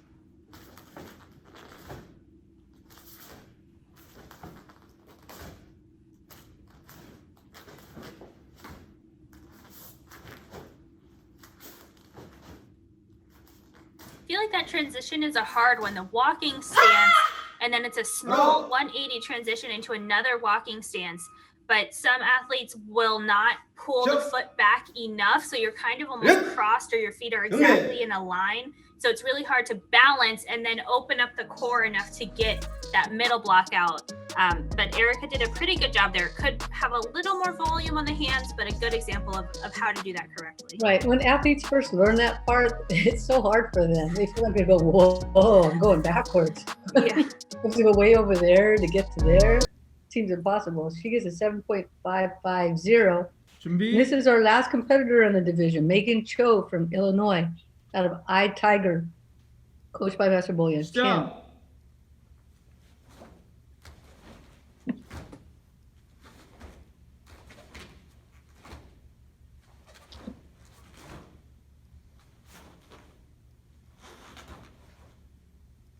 And of course, on Teguk 7, those two push blocks, the open hand push blocks that we see, the very first move and then the supported one into the back fist, they should be at the same height. It's the same move, but on the supported one, that fist just comes underneath. And when a lot of athletes do that supported block, they end up raising the push block almost to like chest height, and it should stay at solar plexus. A nice, powerful finish for Megan Cho on Taego Choja.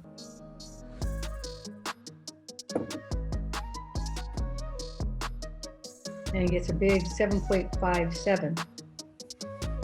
Boy, so Christina's thrill killed way back when in this episode. Sure, I was just gonna say, I think she's still at the top, isn't she? Crazy. And she went 8th, so maybe the prelims forms just really weren't her, bag of tea. But here she is with those forms, and she just shot up to the top and held on to it.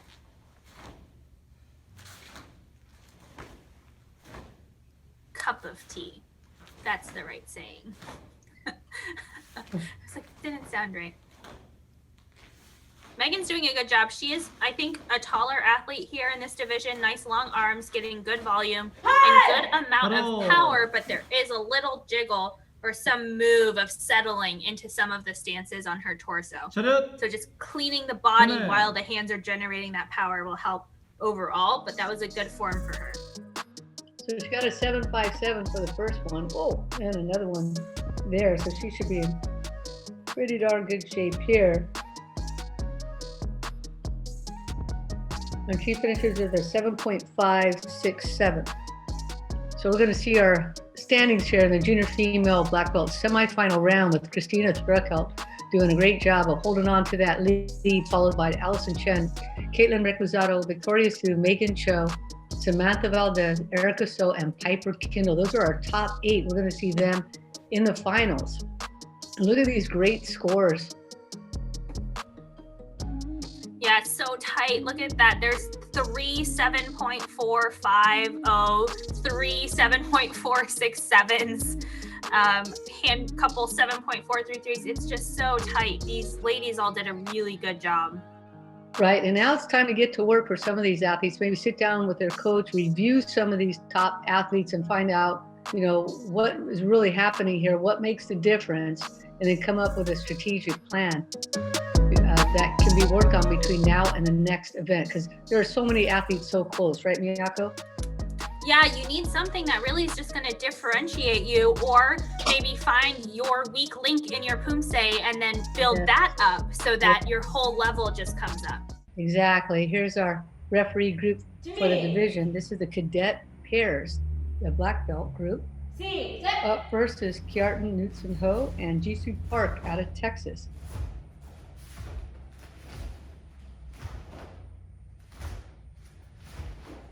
Cadet pair semifinals, we have 18 pairs. So we'll take the top 8, not as bad of a cutoff as we just saw with those junior ladies.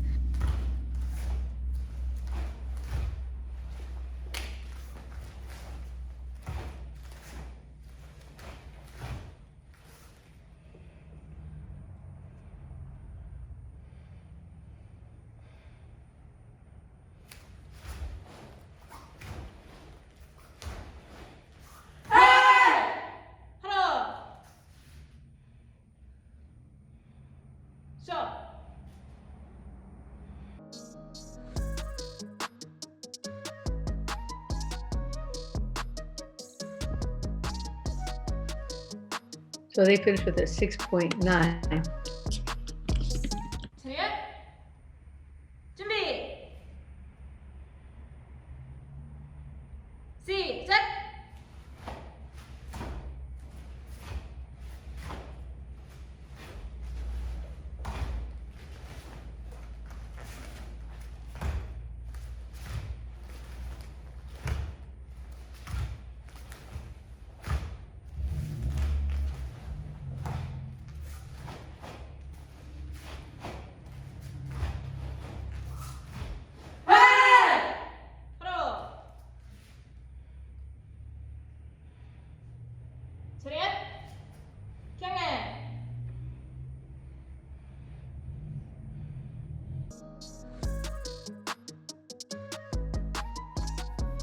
So they get a nice bump in the second form to 7.13.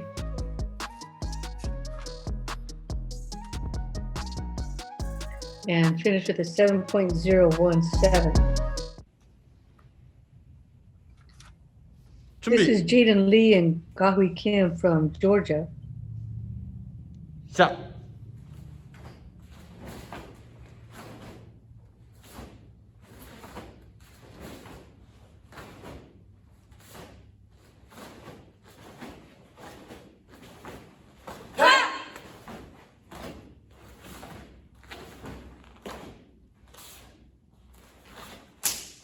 So the forms for this round of the semis here is choreo and sajam.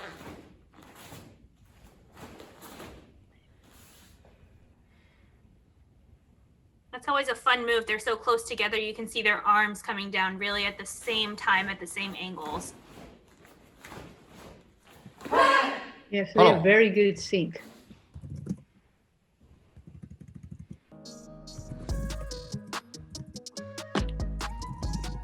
And they get a 7.2.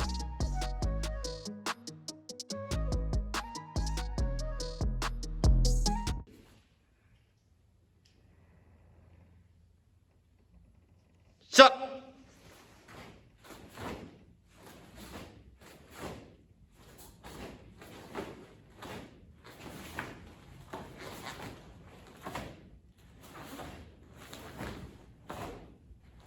Do a very good job of syncing up on the side kicks. It looked like maybe Jaden looked a little bit off to the side on both of the side kicks. Not quite sure. Maybe something distracted him, or felt like his balance was off a little bit, but he kind of looked a little bit off to the right and left on each of those, I think. So they got a 7.2 for the first form. They had really good sync, and they had that the same way in the second. And now because of the high kicking technique, is 7.37. So they finished with a 7.283.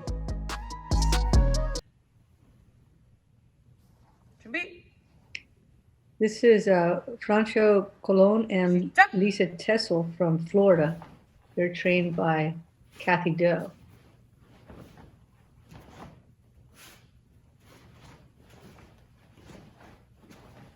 So here we have the male athlete in the front, because Lisa is just a little bit taller, so she's in the back to kind of make them look a more similar height. But I think she might be shortening up her stances a bit to try and match him, and they're just looking a little bit short.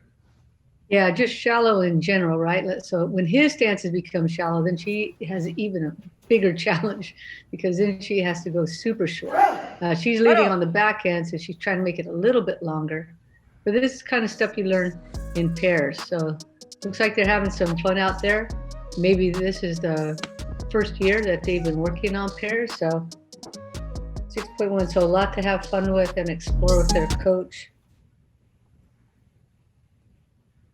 This is their second Poomsae coming up. I'm hoping that they reach out just a little bit more, but same thing here. He's a little shallow, so she has to be a little shallow.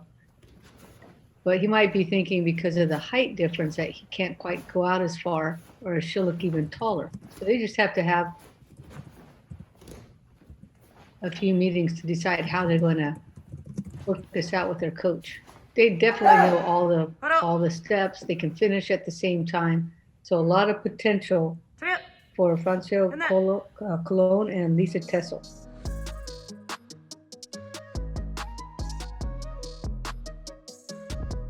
And you bump up your score to 6.5. That's got to feel good. And finishing with a 6.3. Yeah, you know, pairs is so hard, pairs and teams in this cadet and juniors, because there's only 3 years that you're in each age division. And if you aren't the same age, somebody could age up and you're still stuck there and you have to wait. So it's maybe they don't have that much time to actually work on their sync and their styles together, especially if they're not from the same school. Right, that's a definite disadvantage. Like the under 30 pairs, they have, tons of years and more than a decade to work together. And over 30 pairs, they have like 100 years they can work together. But these guys only have a couple. And then if one has a quicker birthday than the other, then they have to find another person to pair up with. So if I didn't mention already, this is Brandon Jong and Haley Ferguson. He's from Georgia and she's from South Carolina. We've seen a few different pairings here with this Georgia team from Alabama or from South Carolina. Some of those smaller southern states you can actually drive fairly easily, whereas California, Texas, the states are so big, they're from the same state even though they live maybe 4 hours away. Right. And they get a 6.63 on their first Poomsae. And with pairs, we can expect that some of the scores might be pretty low because there's 2 people to watch and 2 people to get accuracy deductions, or, you know. Yeah, so I did see that in choreo. I think it's is it the right leg? Looks like or the left leg? Injury. It's a left leg. Yeah, his left leg must be injured, or the right base leg maybe is injured, because on choreo and on now Sajang, he was kicking at waist height. So he's probably taking a major deduction each time that side kick comes out, because it has to be above the shoulder to be in the right body range. Well, he got a 6.63 the first time and raised that up to a 6.87. So 3.07 is a good score considering there's a major deduction in there. Right, the 6.750. So it just goes to show, you know, you don't have to stop when things get a little bit bumpy. You can work around it, make everything else look good. Mm-hmm. This is Dongbi Kim and Jinseo Park from Georgia.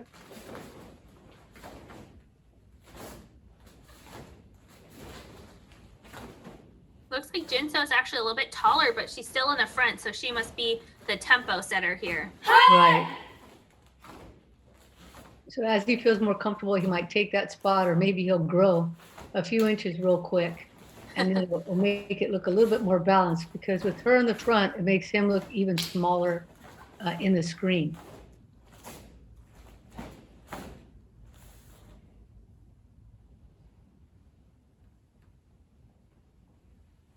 Let's see how this turns out. He was a little off his mark there. Interesting. He wiggled his way back and found the line. Good job.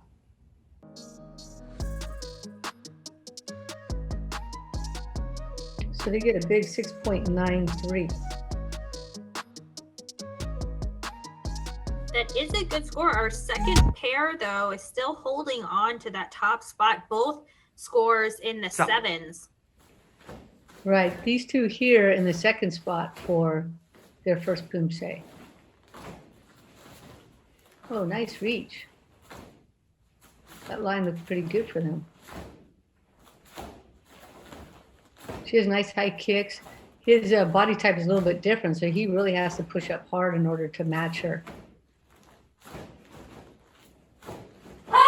Way easier for them to sync the hand techniques and the stances than the kicks are. That's understandable with their size difference. Right. When you're taller, it just takes more time to get your leg all the way extended. So either she's having to kick faster or he's having to hold the extension so that the times are the same. Yeah, this one did look a lot better, and they were really well rewarded with the 7.27. So they finished with a 7.1, which is the second highest score so far. Up next, we have Andrew Lee and Taeyoung Kim from Florida.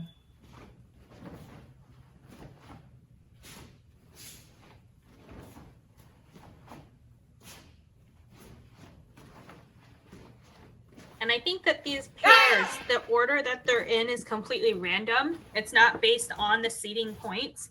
So the scores are going to be, you know, all over for the division. They're not going to go up in order as we kind of expect the individuals to do. Right. So these two athletes are wearing different uniforms you see on the back when they turn here. I would say, hey, just match them up. Just wear the same uniform. You know, everything matters when you're doing pairs. The same thing was true of Jaden Lee and Gahui Kim wearing different uniforms. And, you know, if you're going to work so hard, then, you know, think about everything. You know, maybe do some chores around the house, build up your allowance and then get yourself matching uniforms, because certainly your parents are doing quite enough to support you in all the other things. So I'm sure you'll be happy to help out by making sure you can take care of matching up the uniforms. Oh, nice. That was your best line so far, was that line coming forward. Yeah, I think that's the hardest bar, the side kick bar, and they were perfectly in sync there. Right, so they're doing the presets where they need to be. I think maybe just a little bit more contrast, showing some really good relaxation at the beginning, and then being able to demonstrate the power. So that's probably the next step for those two. So they got a 6.47 for the first one, and then a much higher. Wow. That is huge jump, actually. Yeah, 7.13 will put them in a good spot. So they'll finish with a 6.8. So here are standing so far on the cadet pairs semifinal black belt round. Again, we have 18 total in the division. We'll take the top 8 to finals.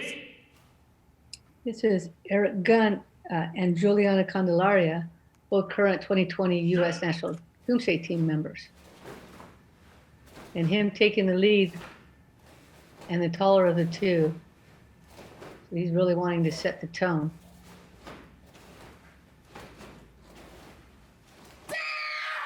You know, when we see her an individual, she doesn't look small at all. She must be growing very fast. Well, she's doing as much as she can to get that side kick as high as it possibly can. We have some good clean finishes here. The two of them, no extra motion, really quiet body. And he looks very serious.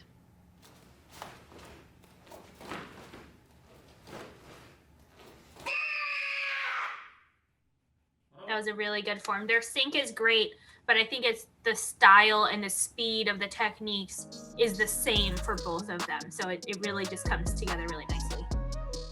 A big 7.6. Wow. I really didn't know to expect that in this division, but holy cow, that's a big score, especially for pairs when there's so much opportunity to get deducted for this or that little thing.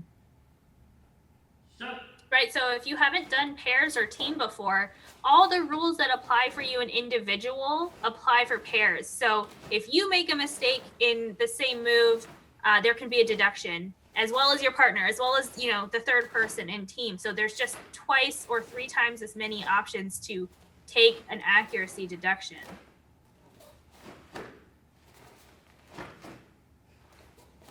Right, so I was actually expecting some very kind of mid-range scores going into this division, but already at a 7.6, that's amazing. So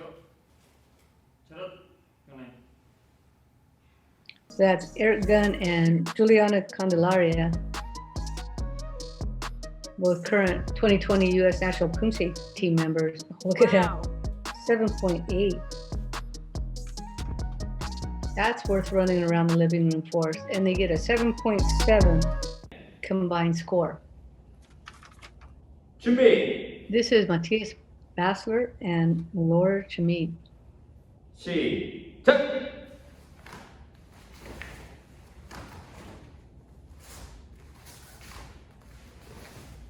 Little sync issues here. So they might be able to finish the kick at the same time, but they also need to be able to finish the retraction at the same time.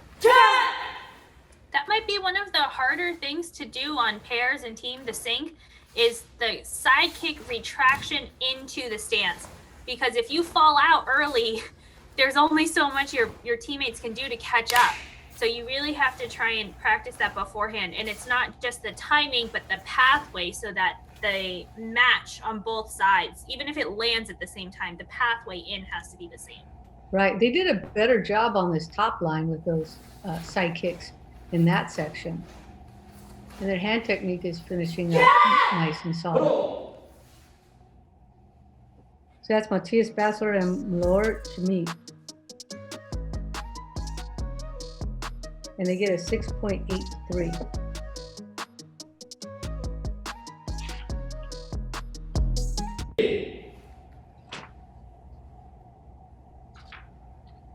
시작.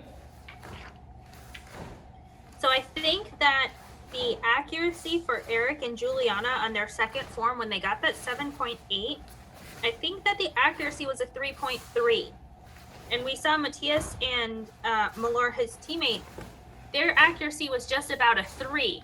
And their total score was, a whole point difference. So it really comes down to presentation. It's just about a 0.3 difference on the accuracy from some of our highest scores to still a good score here for this pair. Well, that makes sense, and that's kind of how you want it to be, right? The person who can express their presentation the best should be well rewarded. Person with the best contrast, best power. Look, they boosted their score up 7.0.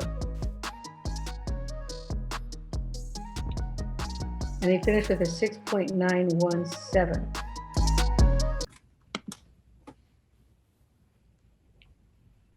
준비.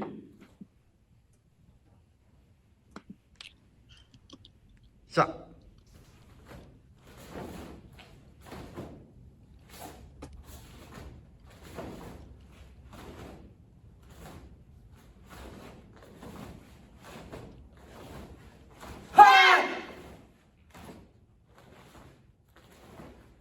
So I think that this is Sean Park and Leora Aldiosa. This is another mixed pair from Georgia and South Carolina, from Kim's K Taekwondo and then Master Kim's World Class Taekwondo. It's funny, they're both Master Kim though.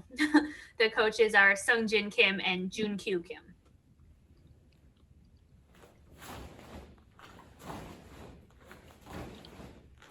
I think Sean needs to be a little careful on those hand techniques when there's two of them. He doesn't lock out his stance until the second hand technique, and they really need to lock and click out on the first one because that's what his partner is doing. So they get a 6.93 on the first form.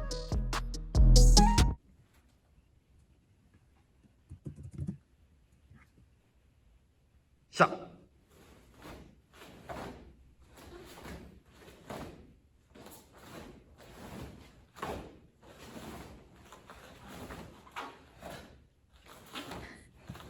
He's very patient to finish everything so he can follow.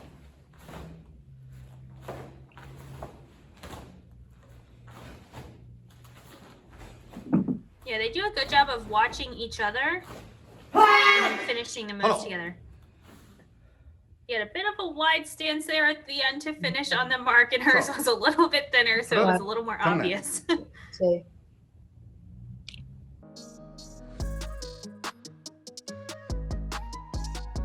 and they finish up with a 7.17 on the second form. Here comes their combined score, 7.050.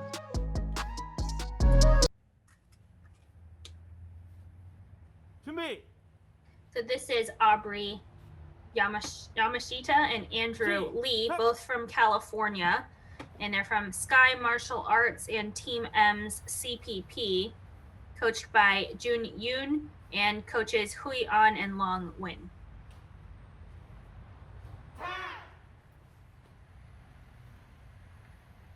So here's an example. We get the two uniforms with the Sky Martial Arts on the back, so they match, which is just nice to create that unity.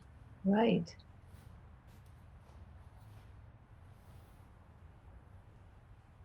Oh no, her mask fell. No, it's just a little under her nose.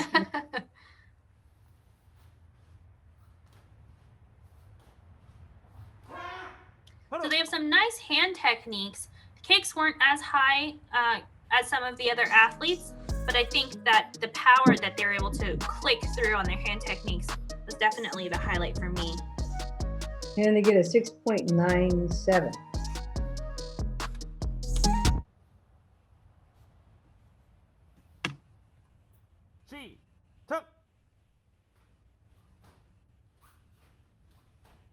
Quick tempo to start out.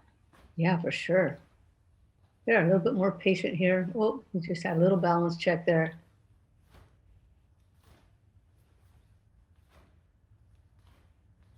Not quite finishing stacked weight in those back stances after the front stance. I think because of the quick tempo they're taking, they just don't have the time to finish settling into some of the stances.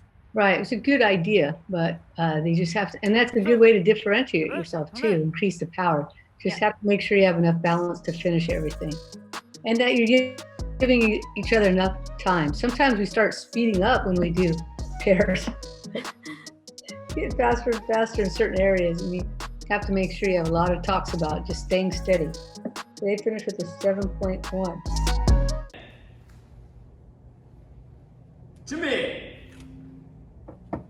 So now we have Samar Basant and Sydney Abadientos, both from Connecticut, and they train at World Champion Taekwondo in New Fairfield, coached by Cho Loon Kim and Gunsu Kim.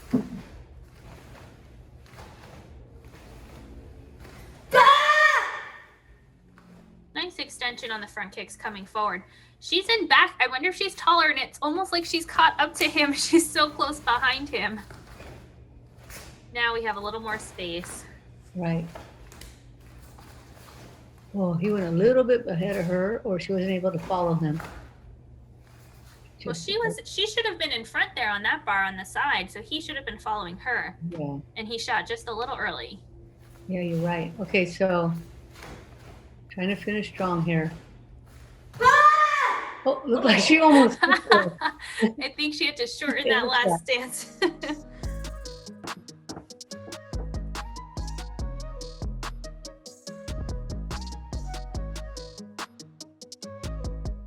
So they get a 6.7 on the first form.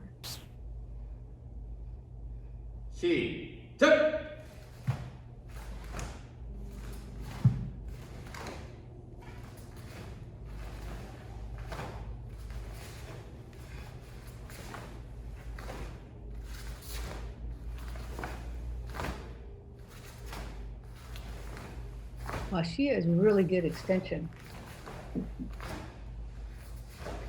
And he's gonna have a lot of fun trying to match up to her.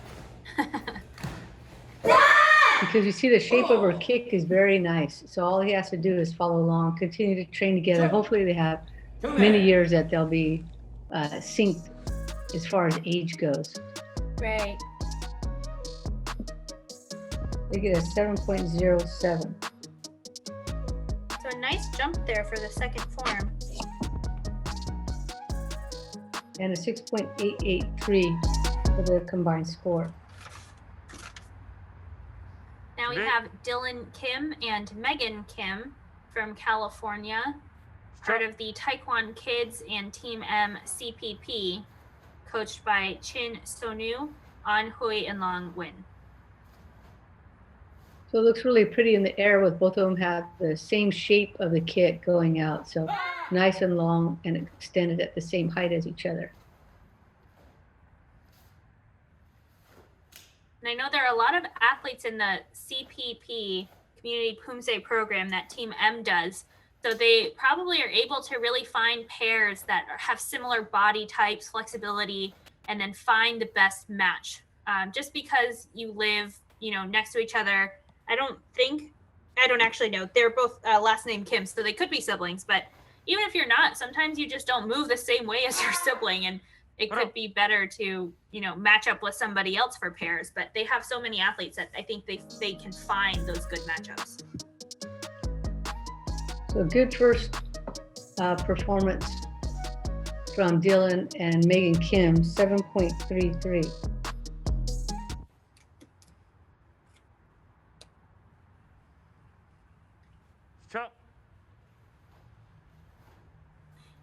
We have a handful of pairs that finished in the sevens, but that high score right now, Eric and Juliana with a 7-7, clearly in the lead for now. But again, we can only take the top 8 scores out of 18 total.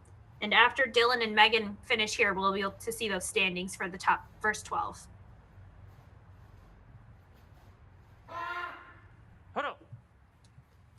They look like they feel really comfortable with each other on this form. So they got a 7, was it a 7.3 for the first one? I think so. Mm-hmm. And now it's 7.6. That's a big score. Yeah, I was gonna say the scores are definitely going up for Taeguk Sajang. It's just easier form than choreo, which is quite complicated. Now we have 7.467 for their final score. Do we have, oh, here are the standings. Okay, so here the first one's the number to beat right now. The cutoff is 6.917. And what do we have, like 5 more pairs to go or so? I think 6. Yep, 6 left. And we don't know, who's gonna kind of pop up because the order is random. 준비. So this is Eric Chua and Kaylee Yoshida from California. It's a mixed pair from Black Tiger Taekwondo and Elite Taekwondo Center, coached by Kwang Jil Bang.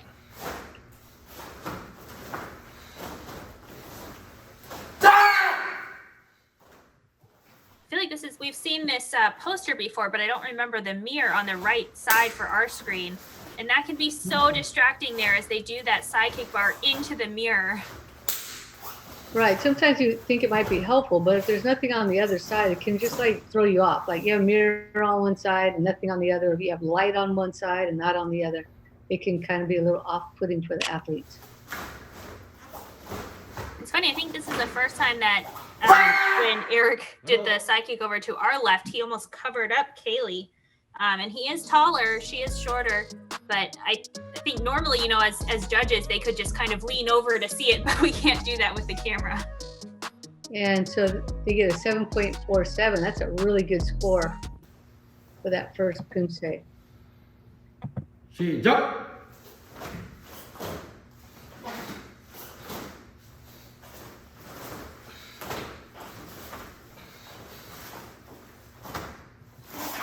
They have pretty similar movements. I would actually put her up in front. She is significantly shorter, so that would make her seem bigger in the screen. And since their movements are pretty in sync, pretty similar, I would just let her kind of lead up front.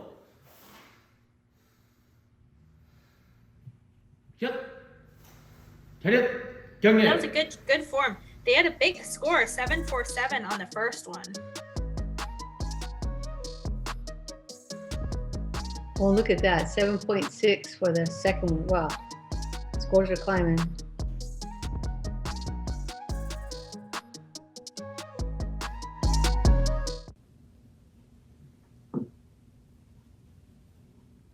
Up now we have Ezekiel Gonzalez and Sabrina Kim from New York, and they both train at Master Kim's Taekwondo Institute, coached by Kang Soo-ji and Master Sung Kim. There's such a level of responsibility with these athletes. Like they want to do their best every single take so that their partner doesn't have to go again, right? Right. Once your partner is getting a little bit tired, you really have to push on the next one and make sure you get it done. So I see a real intensity in his face as if he's really trying to hit every single spot just the way they planned.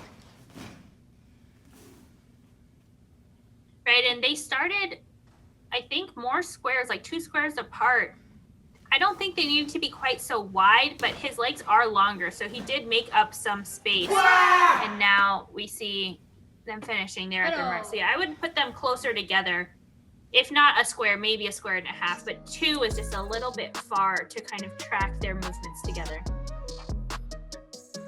And they get a 7.1, right? Because a peripheral vision works really well when you're fairly close to each other. You can almost sense it, almost get also in sync with the breathing as you're going in. With pairs and teams, I like to think about a ribbon kind of from one to the next, and that ribbon staying nice and even and flowing with each movement.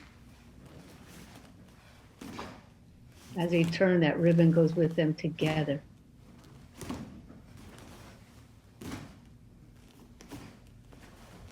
And they go to the same school, so they'll be able to keep training together, hopefully, if they're both cadets at a similar year. He might be slightly older, I'm not sure. But that does make it hard. Their styles need to converge just a little bit more to help them sync up.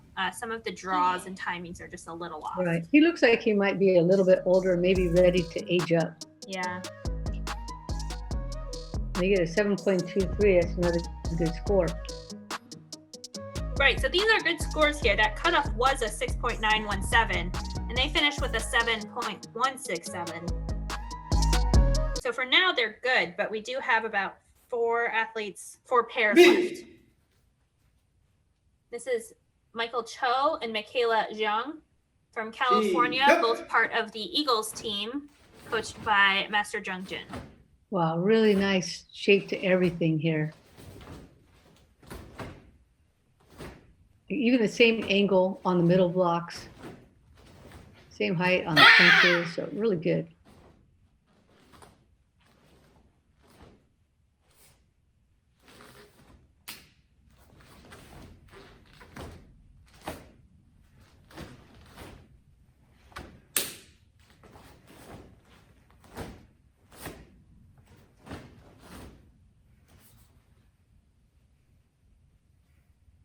Yeah, their sync is really good. I'm like struggling to try and pick out these tiny little minute things where they're not quite together, but overall, this is a really strong performance.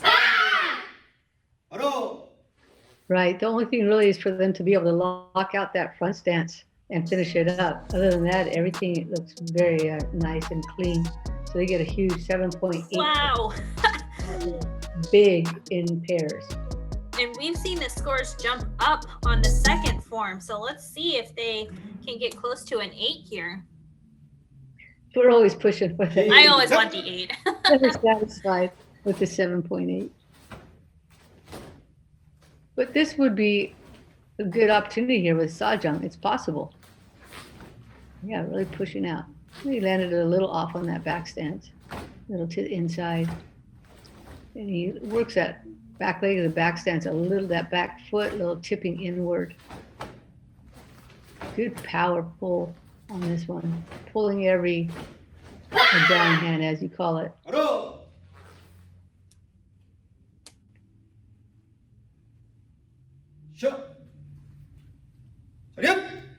No, maybe just as high or a little bit higher than their last Poomsae. Even the same score would put them into first place. Oh, wow. 7.9. Fellow, wow. Yeah, so that accuracy of 3.4, that might be one of the highest ones we've seen. Yeah, their presentation score, the high one, 4.6. Wow. So they end up with a 7.850. So here we go to our last 3 pairs for this whole episode. Oh, and wow. we have Ethan Kim and Lauren Matsuda from California. They're part of Summit Martial Arts and Team M's Community Poomsae program, coached by David Kim and An Hui and Long Win.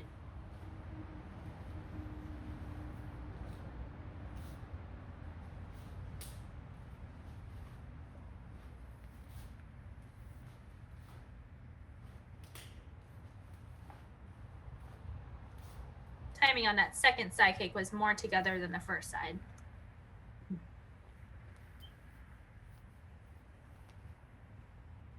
Looking to finish strong.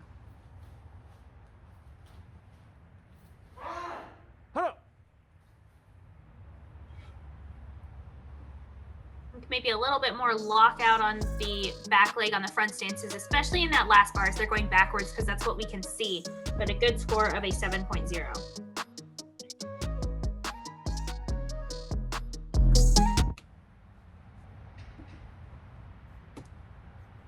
시작.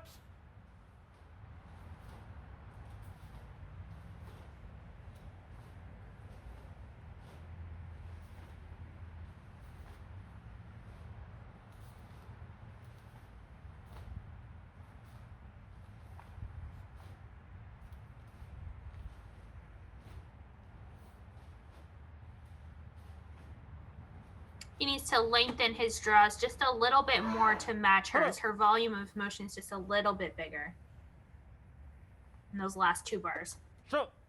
Right, that's why she's up front and leading, so he just has to slowly pick it up over time. And then you see the 7.23 for the second form.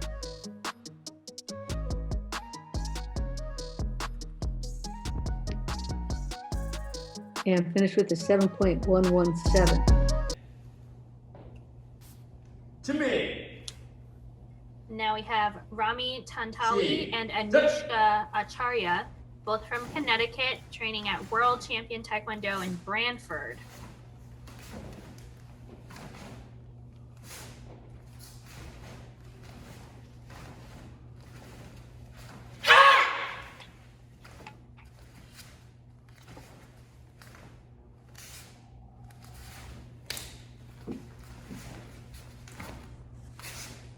That was a good job. They waited for each other after the side kick to make sure that they landed together.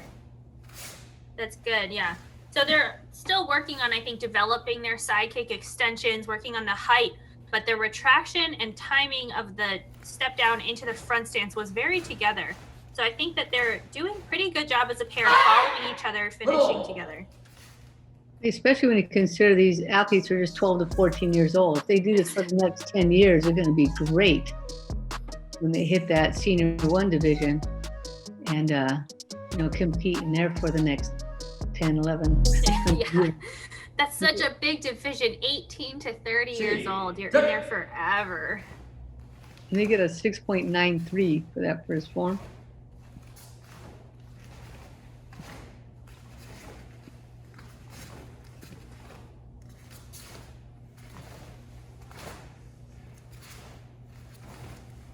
Need to watch the hunching just a little bit on the front kicks.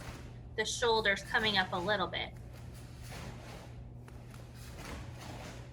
And what's fun about this division, the cadet pairs, they did choreo and then sajang. They can go back just one division. Right before this, the junior female black belts did chiljang and then sajang. So they can go look at how the slightly older girls did that number 4 form. Get some ideas. They get a 7.00 on the second form for a combined 6.967.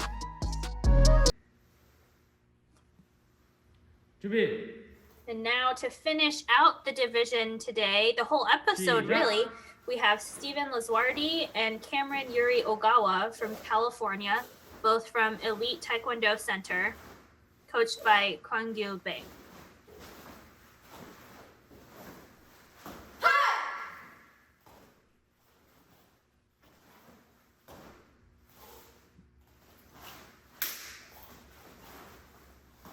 Oh, he has some nice reach on his side kick.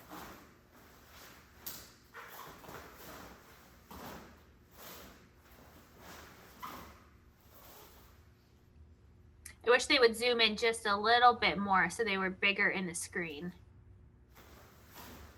Yeah, some events have requirements for that. For example, the World Championship asks that the athletes be 7 mats back because many athletes are tall, and in order to see their whole frame or their whole body in the frame, that has to be done.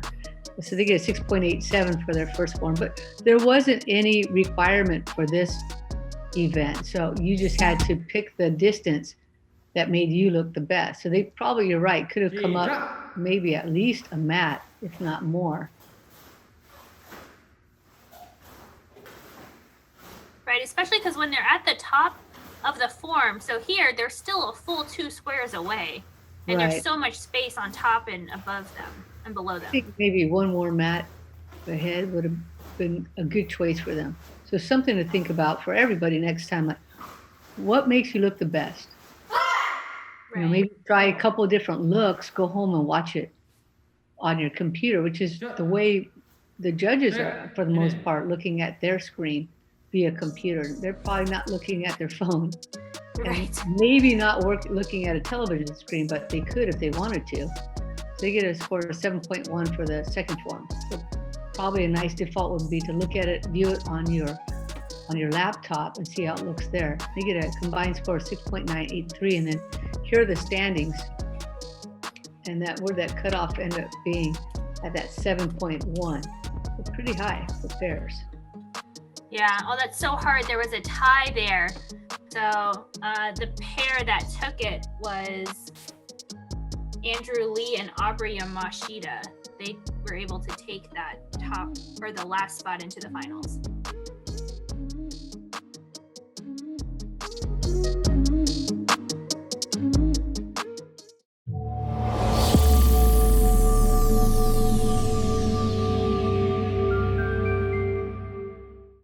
Thanks to everyone at home for joining us for episode 6. It was a great semifinal experience, right, Miyako? Yeah, we finished out the semis. That was a long episode. There's a lot to go back and rewatch. We touched on a lot of forms, and there was a good high quality level of Poomsae. So I think if you want to really learn about the Poomsae, go back and watch these semifinal episodes. There's a lot of good athletes, and you can pick out and choose. Do you want to look at somebody who's really strong? Do you want to see somebody who has good clean power, good volume of motion? Who's extending that back leg on the front stance? I think that these semifinal rounds give you a lot of different style options, but they're all really good high-level scores. Right. We have some great finals to look forward to in tomorrow night's episode. We have all of the male divisions, right? Yeah, so tomorrow is all the male. We have cadet, juniors, and we also have the red belts going, as well as all of the pairs and team finals. But that's tomorrow night. Before you sit down to watch the Grand Slam, you should check out the Pan American Championships, which is going in the morning or in the afternoon, depending on which coast you're on, and cheer on Team USA. Right. And then you can always go back and watch some of the World Championship video from last week, where we have all the divisions done in separate episodes. So they're short episodes, only about an hour or so long, but you can watch, for example, the under 18 to 30 division, the first senior division, and go ahead and just watch a male and female. And then you can do the same thing for the 30 to 40 and first master, second master, third and fourth master, all in individual episodes. So really fun to watch, and then really good opportunity for you to learn more about style, the style that Miyako was talking about, because presentation is definitely going to matter. We're so glad that all of you guys have been with us so far. We've had 6 episodes, just 2 left. So we'll be here back with you tomorrow night. Have a good night, everybody. Bye-bye.